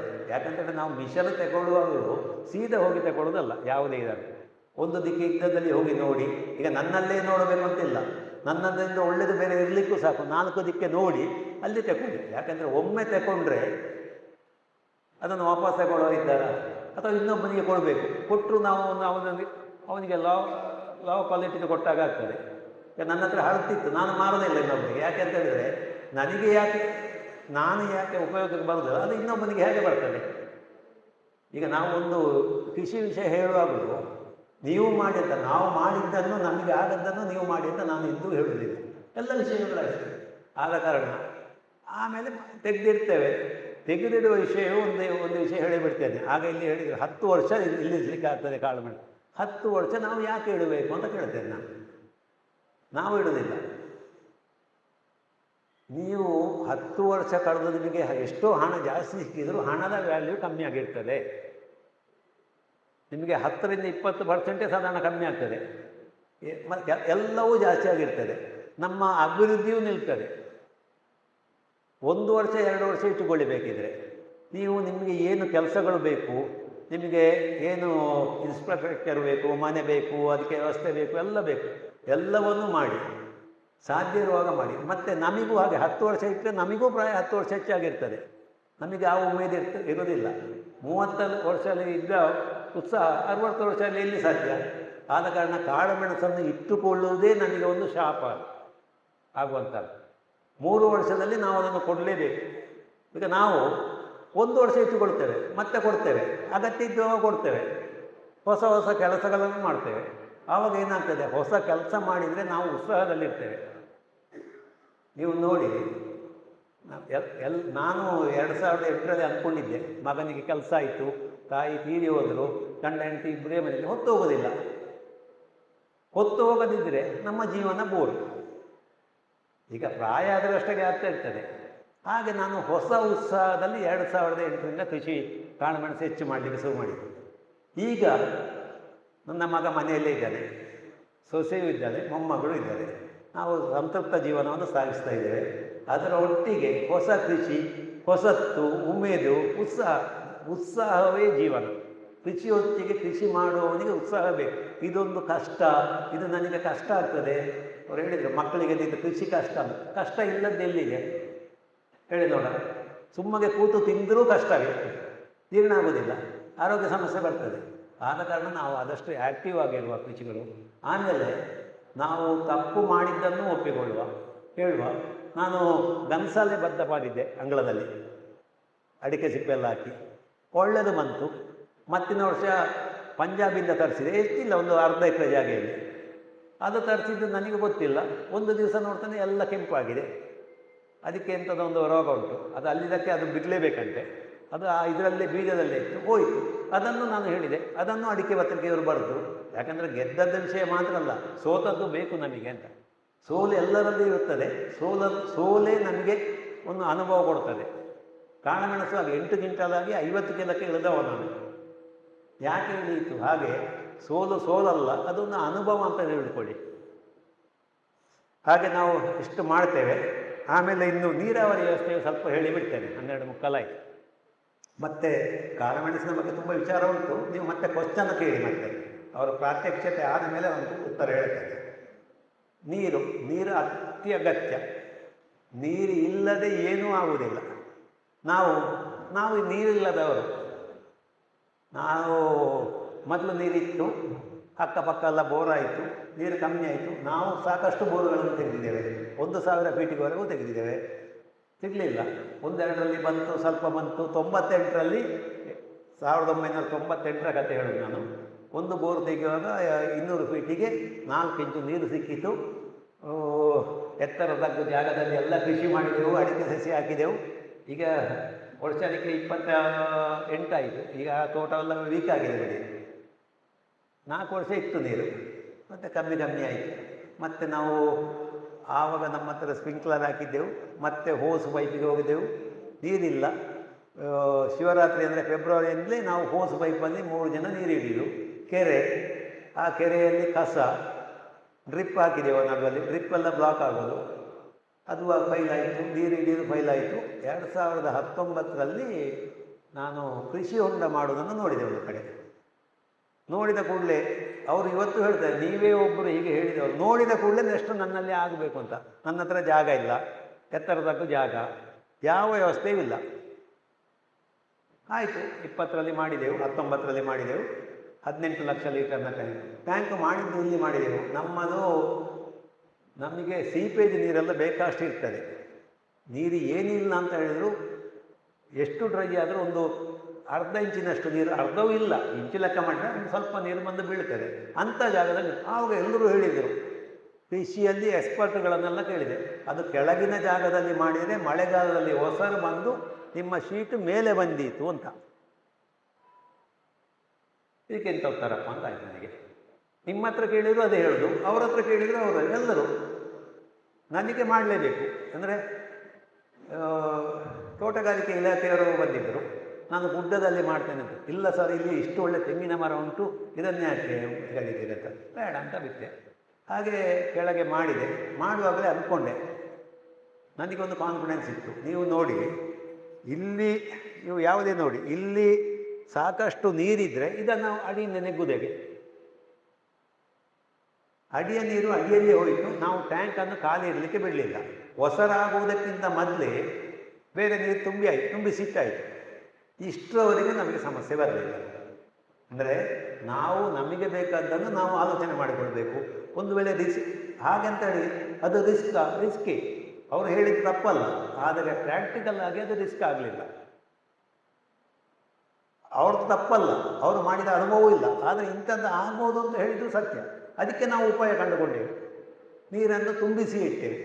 ಅದರೊಟ್ಟಿಗೆ ಅದು ಏನಾಯಿತು ಗೊತ್ತಾ, ಅಷ್ಟು ಡೌನಲ್ಲಿ ಮಾಡಿದ್ದು, ಅದರ ಕೆಳಗೆ ಒಂದು ತೋಡು ಉಂಟು, ಅಲ್ಲಿ ಒಂದು 4000 ಲೀಟರ್ ಒಂದು ಟ್ಯಾಂಕ್ ಮಾಡಿದೆವು. ಈ ತೋಟಕ್ಕೆ ಬಿಟ್ಟ ನೀರೆಲ್ಲ ಸ್ವಲ್ಪ ಸೀಪೇಜ್ ಆಗುವುದು, ಅದನ್ನು ಅದಕ್ಕೆ ತುಂಬಿಸಿ, ಅದಕ್ಕೆ ಪಂಪ್ ಇತ್ತು. ಮಗ ಹೇಳಿದ, ಈಗ 2 ವರ್ಷ ಆಯ್ತಷ್ಟೇ, ಪಂಪಿಗೆ ಸೆನ್ಸರ್ ಮೋಟ್ರ್ ಮಾಡಿದೆವು, ನೀರು ತುಂಬುವಾಗ ಬಂದು ಬೀಳುವುದು. ಅದೇ ಇದಕ್ಕೆ ಆ ಸೀಪೇಜ್ ನೀರಿಗೆ ಮನೆಯಲ್ಲಿ ಯೂಸ್ ಮಾಡಿದ ನೀರನ್ನು ಬಿಟ್ಟೆವು. ನೀವು ಯಾರೇ ಬನ್ನಿ, ಎಷ್ಟೇ ನೀರು ಉಪಯೋಗಿಸಿ, 80% ನೀರನ್ನು ನಾವು ರೀಯೂಸ್ ಮಾಡ್ತೇವೆ. ಒಂದು ಬಿಂದು ನೀರು ಹಾಕಲಿಕ್ಕೆ ಬಿಡುವುದಿಲ್ಲ. ಇಷ್ಟ ಆಯಿತಾ? ಇದು ನೀರು ಸಾಕಾಗುವುದಿಲ್ಲ ಅಂತ ಆಯಿತು. ಮತ್ತೊಂದು 10 ಲಕ್ಷದ್ದು ಮಾಡಿಸಿದೆ, ತೆಂಗಿನ ಮರಗಳದು 10 ಲಕ್ಷದ್ದು ಮಾಡಿಸಿದೆ. 2024ರಲ್ಲಿ ಎಲ್ಲ ನೀರು ಡ್ರೈ ಆಯಿತು. ಇದರೊಟ್ಟಿಗೆ ಏನು ಮಾಡಿದ್ದೆ ಅಂತಂದರೆ, ಇದಕ್ಕಿಂತ ಟ್ಯಾಂಕಿ ಮಾಡೋದಕ್ಕಿಂತ ಮೊದಲೇ ಅಂಗಳದಲ್ಲಿ ಒಂದು 2 ಲಕ್ಷ ಲೀಟರ್ನ ಟ್ಯಾಂಕಿ ಮಾಡಿಸಿದ್ದೆ. ಅದು ಯಾಕೆ? 4 ಬೋರಿಗೆ 2 ಕಂಪ್ರೆಸರ್ ಹಾಕಿ ಹೀಗೆ ನೀರು ಬೀಳುವುದು. ನಮ್ಮಲ್ಲಿಗೆ 24 ಗಂಟೆ ಕರೆಂಟ್ ಇರುವ ಜಾಗ ನಮ್ಮದು. ನಾವು ಇದನ್ನು ಟ್ರಾನ್ಸ್ಫಾರ್ಮರನ್ನು ನಮ್ಮ ಜಾಗದಲ್ಲಿ ಹಾಕಿಸಿದ್ದೆವು. ತುಂಬ ರೋಡು ಇಂಥದ್ದೆಲ್ಲ ಮಾಡಿಸಿದ್ದೆ, ಅದು ಬಿಡಿ. ಅದರ ಒಳಗೆ ಪಂಪ್ ಇಟ್ಟೆವು, ಸಬ್ಬರ್ಲು. ಈ ಅಲ್ಲಿಗೆ ನೀರು ಬಂದು ಬೀಳುವಾಗೆ ಅಂಗಳದಲ್ಲಿ ನಿಮಗೆ ಕಾಣಬೇಕು. 4 ಬೋರಿಂದಲೂ ನೀರು ಬಂದು ಬೀಳುವಂಥದ್ದು ನಮಗೆ ಕಾಣಬೇಕು. ಇಲ್ಲದ್ರೆ ಗುಡ್ಡದ ತುದಿಯಲ್ಲಿ ಮಾಡಿದರೆ ನಿಮಗೆ ಪಂಪೇ ಬೇಡ ಅಂತೆಲ್ಲ ಅಭಿಪ್ರಾಯ. ಗುಡ್ಡದ ತುದಿಗೆ ಹೋಗಿ ನೋಡೋದು ಯಾರು? ಒಂದರಲ್ಲಿ ನೀರು ಬರುವುದಿಲ್ಲ, ಇದಾಗುವುದಿಲ್ಲ ಅಂತ ಹಾಗೆ ಮಾಡಿದೆ. ಈ ಟ್ಯಾಂಕಿ ಮಾಡಿದ ಮೇಲೆ ಅದನ್ನೆಲ್ಲ ಬಿಟ್ಟೆವು, ಅದರಲ್ಲಿ ನೀರು ಕಮ್ಮಿ ಆಯಿತು. ಈಗ ಏನಾಗಿದೆ, ಕೆಳಗಿನ ಟ್ಯಾಂಕಿಂದ ಮೇಗಿನ ಕಾಂಕ್ರೀಟ್ ಟ್ಯಾಂಕಿಗೆ ನೀರು ಬಂದು ಬೀಳ್ತದೆ. ಅಲ್ಲಿ 7.5 HP ಸಬ್ಮರ್ಸಿಬಲ್ ಮೋಟ್ರ್ ಇದೆ, ಅಲ್ಲಿಂದ ನಮಗೆ ಫಿಲ್ಟರ್ಗಳಿವೆ, ಡಿಸ್ಕು, ಸ್ಯಾಂಡ್ ಎಲ್ಲ. ಅದಕ್ಕೆ ಆಟೋಮೇಷನ್ ಮಾಡಿದ್ದೇವೆ. ಇದರಲ್ಲಿ 2024ರಲ್ಲಿ ನೀರು ಖಾಲಿ ಆಯಿತು. ಅಂದರೆ ಮಳೆ ಬರಲಿಲ್ಲ, ನೀರು ಖಾಲಿ ಆಯಿತು. ಎಂತ ಮಾಡೋದು? ನಮ್ಮ ಅಣ್ಣನ ಜಾಗ ಉಂಟು ಸ್ವಲ್ಪ ದೂರಲ್ಲಿ, ಅವರು ಏನು ಮಾಡಿದ್ದಾರೆ, ತೋಟ ಕಳೆದಿದ್ದಾರೆ, ನೀರು ಕಮ್ಮಿ ಆಯಿತು ಅಂತ. ಹಲಸಿನ ತೋಟ ಮಾಡಿದ್ದಾರೆ. ಅಲ್ಲಿ ಒಂದು ಇದೇ ರೀತಿ ಒಂದು 2 ಲಕ್ಷ ಲೀಟರ್ನ ಟ್ಯಾಂಕ್ ಮಾಡಿದ್ದಾರೆ. ಅಲ್ಲಿ ಒಂದು ಬೋರಿಂದ ಅವರು ಹಾಕ್ತಾರೆ, ನೀರು ತಗೊಂಡು ಹೋಗುತ್ತಮ್ಮ ಅಂತ ಹೇಳಿ. ಹಾಗೆ ನಾನು ಟ್ಯಾಂಕರ್ನವರು ಬರುವಾಗೆ ರೋಡು ಸರಿ ಇಲ್ಲ, ದೊಡ್ಡ ಟ್ಯಾಂಕರ್ನವರು ಬಂದರೆ ಆಗೋದಿಲ್ಲ ಅಂತ ಹೋದರು. ಮತ್ತು ನಮ್ಮ ಹಿಂದಾರು ದನ ಸಾಕುವರಿದ್ದಾರೆ, ಅವರು ಸ್ಲರಿ ಎಲ್ಲ ಕೊಡ್ತಾರೆ. ಅವರ ಸ್ಲರಿ ಸಾಗಿಸುವ ಟ್ಯಾಂಕನ್ನು ನಮಗೆ ಕೊಟ್ಟು, ನಾನು ಆ ಟ್ಯಾಂಕರಲ್ಲಿ ತಂದು ಈ ಕಾಂಕ್ರೀಟ್ ಟ್ಯಾಂಕ್ ಏನು ಅಂಗಳದಲ್ಲಿ ಉಂಟು ಅದರಲ್ಲಿ ನೀರಾವರಿ ವ್ಯವಸ್ಥೆ ಎಲ್ಲ ಕೊಡುವಂಥದ್ದು. ಇದೆಲ್ಲೊಂದು ಏನು ಮಾಡ್ತಾ ಹೋದಾಗೆ ನಮ್ಮ ಏನು ನಾವು ಸೌಕರ್ಯಗಳನ್ನು ಮಾಡಿದರೆ ಅದು ಬೆನಿಫಿಟ್ ಆಯಿತು. ನಾನು ನೀರು ತಂದು ತೋಟಕ್ಕೆ ಟ್ಯಾಂಕರ್ ನೀರು ತಂದದಲ್ಲಿ ಪ್ರಥಮ ನಾನು. ಹಾಗಂತೇಳಿ ಸುಮ್ಮನೆ ಕೂತ್ಕೊಳ್ಳಲಿಲ್ಲ. ಅದೇ ವರ್ಷ ಮಳೆಗಾಲದಿಂದ ಮೊದಲೇ ಮತ್ತೊಂದು ಟ್ಯಾಂಕ್ ಮಾಡುವಂತ ಆಯಿತು. ಮೇಲೆ 25 ಲಕ್ಷ ಲೀಟರ್ ತೆಂಗಿನ ಮರ ಕಡಿದೆವು. ಆಗ ಹೇಳಿದೆಲ್ಲ ಅವರು ಹಾರ್ಟಿಕಲ್ಚರ್ ಆಫೀಸರ್ ಬಂದವರು, ತೆಂಗಿನ ಮರ ಕಡಿಬೇಡಿ ಅಂತೇಳಿ. ನನಗೆ ಮನಸ್ಸೇ ಇಲ್ಲ, ತೆಂಗಿನ ಮರ ಕಡಿಯೋದ್ರಲ್ಲಿ ನಾವು ಹಿಂದೆ ಏನು ಮಾಡೋದು, ಇದನ್ನು ಉಳಿಸಿಕೊಳ್ಬೇಕಲ್ಲ. ತೆಂಗಿನ ಮರ ಕಡಿದೆವು, ಯಾರು ಕಡಿಲಿಕ್ಕೆ ಒಪ್ಪುವುದಿಲ್ಲ. ದೇವಸ್ಥಾನದಲ್ಲಿ ಕಾಣಿಕೆ ಹಾಕಿ, ತಪ್ಪು ಕಾಣಿಕೆ ಹಾಕಿ ಎಲ್ಲ ಮಾಡಿ ಕಡಿದೆವು. ಈಗ ಕಳೆದ ವರ್ಷ ಬೇಕಷ್ಟು ಮಳೆ ಬಂತು. ಈ ವರ್ಷ ನಮಗೆ ಇನ್ನು ಯಾವಾಗಲೂ ಜೂನ್ 20ರವರೆಗೆ ಹಿತಮಿತವಾಗಿ ನೀರು ಹಾಕುವಂಥ ವ್ಯವಸ್ಥೆ ಆಗಿದೆ. ನೀರಿನಲ್ಲಿ ನಾವು ಸ್ವಾವಲಂಬಿಗಳಾಗಿದ್ದೇವೆ. ಯಾವುದೇ ಬೋರುಗಳಿಲ್ಲ, ಯಾವುದೂ ಇಲ್ಲ. ಹಾಗಾದರೆ ನಾವು ಏನು ನಾನು ಇಷ್ಟು ಹೇಳಿದ್ದು ಯಾಕಂದರೆ ನೀರಿಲ್ಲ ಅಂತ ಯಾರೂ ಭಯ ಪಡಬೇಕಾಗಿಲ್ಲ. ಖರ್ಚಾಗ್ತದೆ, ಇಲಾಖೆಯಿಂದ ಸಬ್ಸಿಡಿ ಸಿಗ್ತದೆ. ನಮಗೆ 2 ಟ್ಯಾಂಕಿಗೆ ಸಬ್ಸಿಡಿ ಸಿಕ್ಕಿದೆ. ಒಂದಕ್ಕೆ 1.5 ಲಕ್ಷ, ಒಂದಕ್ಕೆ 75,000. ಮತ್ತೊಂದು ವಿಚಾರ ಏನು ಅಂತಂದರೆ, ಈ ಇಲಾಖೆಯವರು ಅವರಿಗೆ ಅವರ ಕೈಯಲ್ಲಿಲ್ಲ. ಈ 10 ಎಕರೆ ನಮಗೆ 14 ಎಕರೆ ಉಂಟು. 1 ಎಕರೆ ಇದ್ದವನಿಗೆ 1 ಟ್ಯಾಂಕ್ ಕೊಡ್ತಾರೆ, 10 ಎಕರೆ ಇದ್ದವನಿಗೆ 1 ಟ್ಯಾಂಕ್ ಸಾಕಾಗೋದಿಲ್ಲ. ಜಲ ಸಂರಕ್ಷಣೆ ಆಗಬೇಕು, ಅದರ ಬಗ್ಗೆ ಸ್ವಲ್ಪ ಗೌರ್ಮೆಂಟ್ ಇದು ಮಾಡಬೇಕು. ಯಾಕಂತ ಹೇಳಿದರೆ ಈ ನೀರು ಅಂತ ಹೇಳೋದು ಅಮೃತಕ್ಕೆ ಸಮಾನ. ನೀರನ್ನು ಉಳಿಸಿ ನಾವು ಬೆಳಿಬೇಕು. ನೀವು ಬೋರ್ವೆಲ್ ತೆಗೀರಿ, ಅಂತರ್ಜಲ ಬರಿದಾಗ್ತದೆ, ಭೂಮಿ ಬರಡಾಗ್ತದೆ. ಆದ ಕಾರಣ ಇಂಥದ್ದಕ್ಕೆ ಹೆಚ್ಚು ಸಪೋರ್ಟ್ ಕೊಡಬೇಕು ಅಂತ ನಾನು ಹೇಳ್ತಾ ಇರ್ತೇನೆ. ಈ ರೈತರೆಲ್ಲರೂ ಕೇಳಬೇಕು ಅದನ್ನು. ನಮಗೆ ಏನು ಬೇಕೋ ಒಳ್ಳೆಯ ವಿಷಯಗಳು ನಾವು ಕೇಳಬೇಕು, ಆವಾಗ ಸ್ಪಂದನೆ ಬಂದರೂ ಬರ್ಬೋದು. ಇದು ಜಲಂತ ಸಮಸ್ಯೆ ಇದೆ. ಈಗ ನನಗೆ ಇಷ್ಟು ಟ್ಯಾಂಕ್ 2ನೇ 3ನೇ ಟ್ಯಾಂಕಿಗೆಲ್ಲ ಹಣವೇ ಬರಲಿಲ್ಲ, ನಮಗೆ ತುಂಬ ಖರ್ಚಾಯಿತು. ಬೇಜಾರಿಲ್ಲ, ಏನೋ ದೇವರು ನಮಗೆ ಕಾಳುಮೆಣಸು ಕೊಟ್ಟಿದ್ದಾರೆ, ಮಾಡಿದ್ದೇವೆ. ಆದರೆ ಸಾಮಾನ್ಯನಿಗೂ ನೀರು ತುಂಬಿಸಿ ಎಂಟು ನೀರಿಲ್ಲ ಅಂತ ಹೇಳೋ ಶಬ್ದವೇ ಬರಲಿಕ್ಕಿಲ್ಲ ಇಂಥದ್ದು ಮಾಡಿದರೆ. ನಮ್ಮ ದಕ್ಷಿಣಗಳಲ್ಲಿ ಬೇಕಾದಷ್ಟು ಮಳೆ ಬರ್ತದೆ, ಮಳೆಗೆ ತುಂಬುತ್ತದೆ. ಹಾಗೆ ಅದನ್ನು ಮಾಡಿದ್ದೇವೆ. ಪ್ರತಿ ಮರದ ಬುಡಕ್ಕೂ ನೀರು ಬೀಳುವ ಹಾಗೆ ಮಾಡಿದ್ದೇವೆ, ಆಟೋಮೇಷನ್ ಮಾಡಿದ್ದೇವೆ, ಎಲ್ಲವನ್ನೂ ಮಾಡಿದ್ದೇವೆ ನಮ್ಮಿಂದ ಹಿತಮಿತವಾಗಿ. ಮತ್ತು ಈಗ ನಾವು ಕಾಳುಮೆಣಸಲ್ಲಿ ನಮ್ಮನ್ನು ಇಷ್ಟು ಇದು ಮಾಡ್ತೀರಿ, ಮೇಲೆ ಕೂರಿಸ್ತೀರಿ. ನಾವು ಇಂಥದ್ದನ್ನು ನಾವು ಬೇಯಿಸಲೇ ಇಲ್ಲ, ನಾವು ನಮ್ಮಷ್ಟಾಗೆ ಮಾಡಿಕೊಂಡು ಹೋದದ್ದು. ನನಗೆ ಎಷ್ಟೋ ಕಡೆ ನಾನು ಮಾಹಿತಿಗಳನ್ನು ಪಡೆದುಕೊಂಡಿದ್ದೇನೆ, ನನಗೆ ಅಗತ್ಯ ಇದ್ದನ್ನು ಉಪಯೋಗಿಸಿದ್ದೇನೆ. ನಾನೇ ಮಾಡಿಕೊಂಡದ್ದು ಅಂತ ಹೇಳೋದಿಲ್ಲ ಇಲ್ಲಿ ಸಹ. ಆಟೋಮೇಷನು ಅಷ್ಟೇ. ಆಟೋಮೇಷನ್ ನಿನಗೆ ಯಾಕೆ ಅಂತ ಹೇಳ್ತಾ ಇದ್ರು. ಇವತ್ತು ನಾನು ಇಲ್ಲಿಂದೇ ಮನೆಯಿಂದ ಪಂಪನ್ನು ನಾನು ಮಾಡ್ಬೋದು. ಅಲ್ಲಿ ಕರೆಂಟ್ ಇದ್ದರೆ ಕರೆಂಟ್ ಇದೆಯಾ ಅಂತ ಗೊತ್ತಾಗ್ತದೆ, ಎಲ್ಲಿದ್ಲು.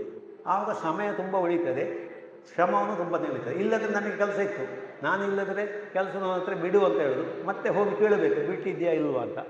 ಅಂದರೆ ಅವನಿಗೂ ಮರ್ತು ಹೋಗ್ತದೆ. ಇಂಥ ಸಮಸ್ಯೆಗಳು ಕೆಲವಾರು ವಿಚಾರಗಳಿವೆ. ಮತ್ತು ಈ ಅಡಿಕೆ ಕುಯ್ಯುವುದು ಎಲ್ಲವೂ ದೋಟಿಗಳಲ್ಲಿ ಎಲ್ಲ ವ್ಯವಸ್ಥೆಯೂ ಇದೆ.